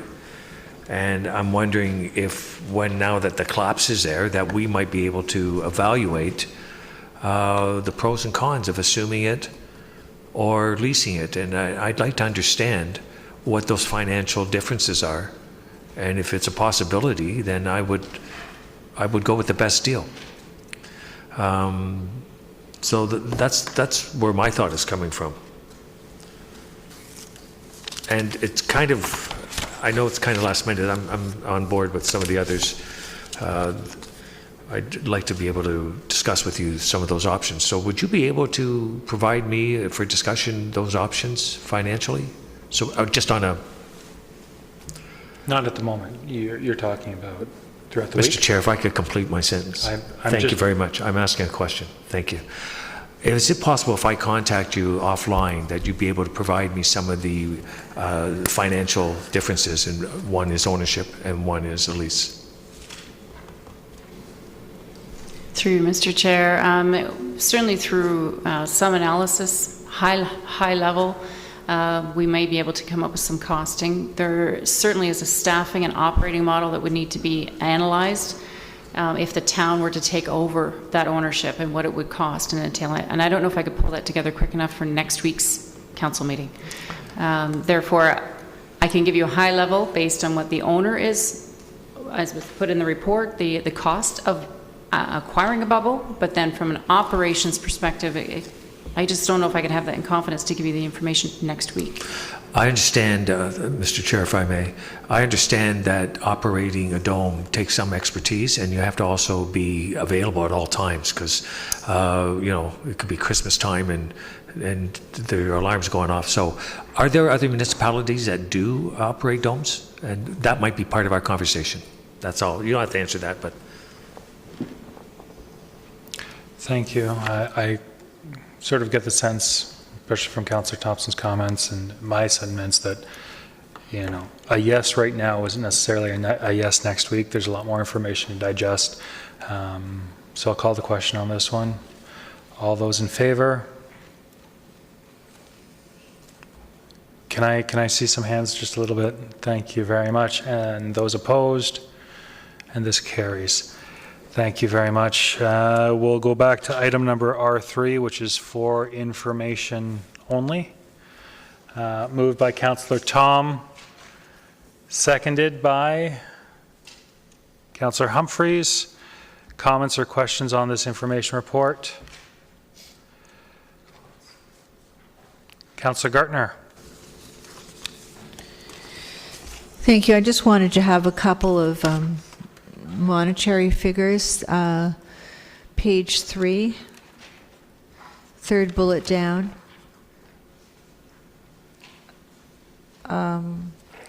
With respect to the windrows, we're talking about the removing from the laneways by using more specialized equipment. Did we buy that equipment? And if we did, how much did it cost? Through you, Mr. Chair, the laneway clearing has been something that's been ongoing for a number of years. What we've done is we redeployed existing equipment to improve efficiency of the operation. So we do have some equipment that is meant for windrows? So what we would normally do is we would send a large vehicle down the laneways, and they were not able to do that. They weren't able to maneuver within that area. So what we've done is we've now deployed smaller equipment in order to do exactly the same work, and we are able to improve efficiency or effectiveness of that snow removal. Thank you. Will it be more efficient for us if we take over all of the road clearing instead of contracting it out? And would we, through you, Mr. Chair, sorry, would we have to buy equipment for that? Is that going to have to go to budget? The suggestion in the report was that we do all of our own road clearing work. Mr. Downey. Through you, Mr. Chair, there's a number of suggestions within the report. What we're doing is we're somewhat setting the table for additional reports that are going to be coming in the future. And that will be a report that we will be presenting to Council with some options on how we wish to move forward. It's a decision that we believe should be made within the next year or so. Thank you. And also like to suggest, I do believe that someone said that there had to be a notice of motion presented if we wanted to do windrow clearing for the entire town. And that would be very costly. But I would like to know, I mean, I don't know if there's going to be a report coming back in the next few months, but I would like to know if we could put some sort of policy in place for seniors or those with disabilities. I mean, I know now if you call in and you say you're a senior and you need to get out of your driveway for X, Y, and Z, someone from the town comes over and actually clears out your driveway. I don't know if it's very well known, but I was able to do that for someone during the ice storm. So we must have some sort of unofficial policy in place. And I know we've tried many years ago to have people who wanted that service to pay for it, and that didn't work out too well. But there are vulnerable people in town that absolutely can't clear their windrows. In some cases, it's because people don't want to, or it's, whatever the reason, it's inconvenient, but they actually can. But I'd like to look at, for people who absolutely can't, what we might be able to put in place. Mr. Nadarozny. Through you, Mr. Chair, there has been exceptional circumstances where we have been able to provide that service pretty much for emergency situations, but it's not something that we've been able to offer as a as a service. It's our intention, similar to the issue of taking over the remaining routes with our own staff. It's an area that we expected to bring a separate report on and detail the various options in terms of limited service, service by subscription, or wholesale clearing of windrows. So that would be in the report. And when might that be coming? Through you, Mr. Chair, all of the options have either contractual or equipment ramifications, so we wouldn't need to do anything, frankly, before budget 2019, as there would be significant budget implications no matter which path we took. So it might be something that's seen by the next council. So that means nothing could be in place for this upcoming winter season?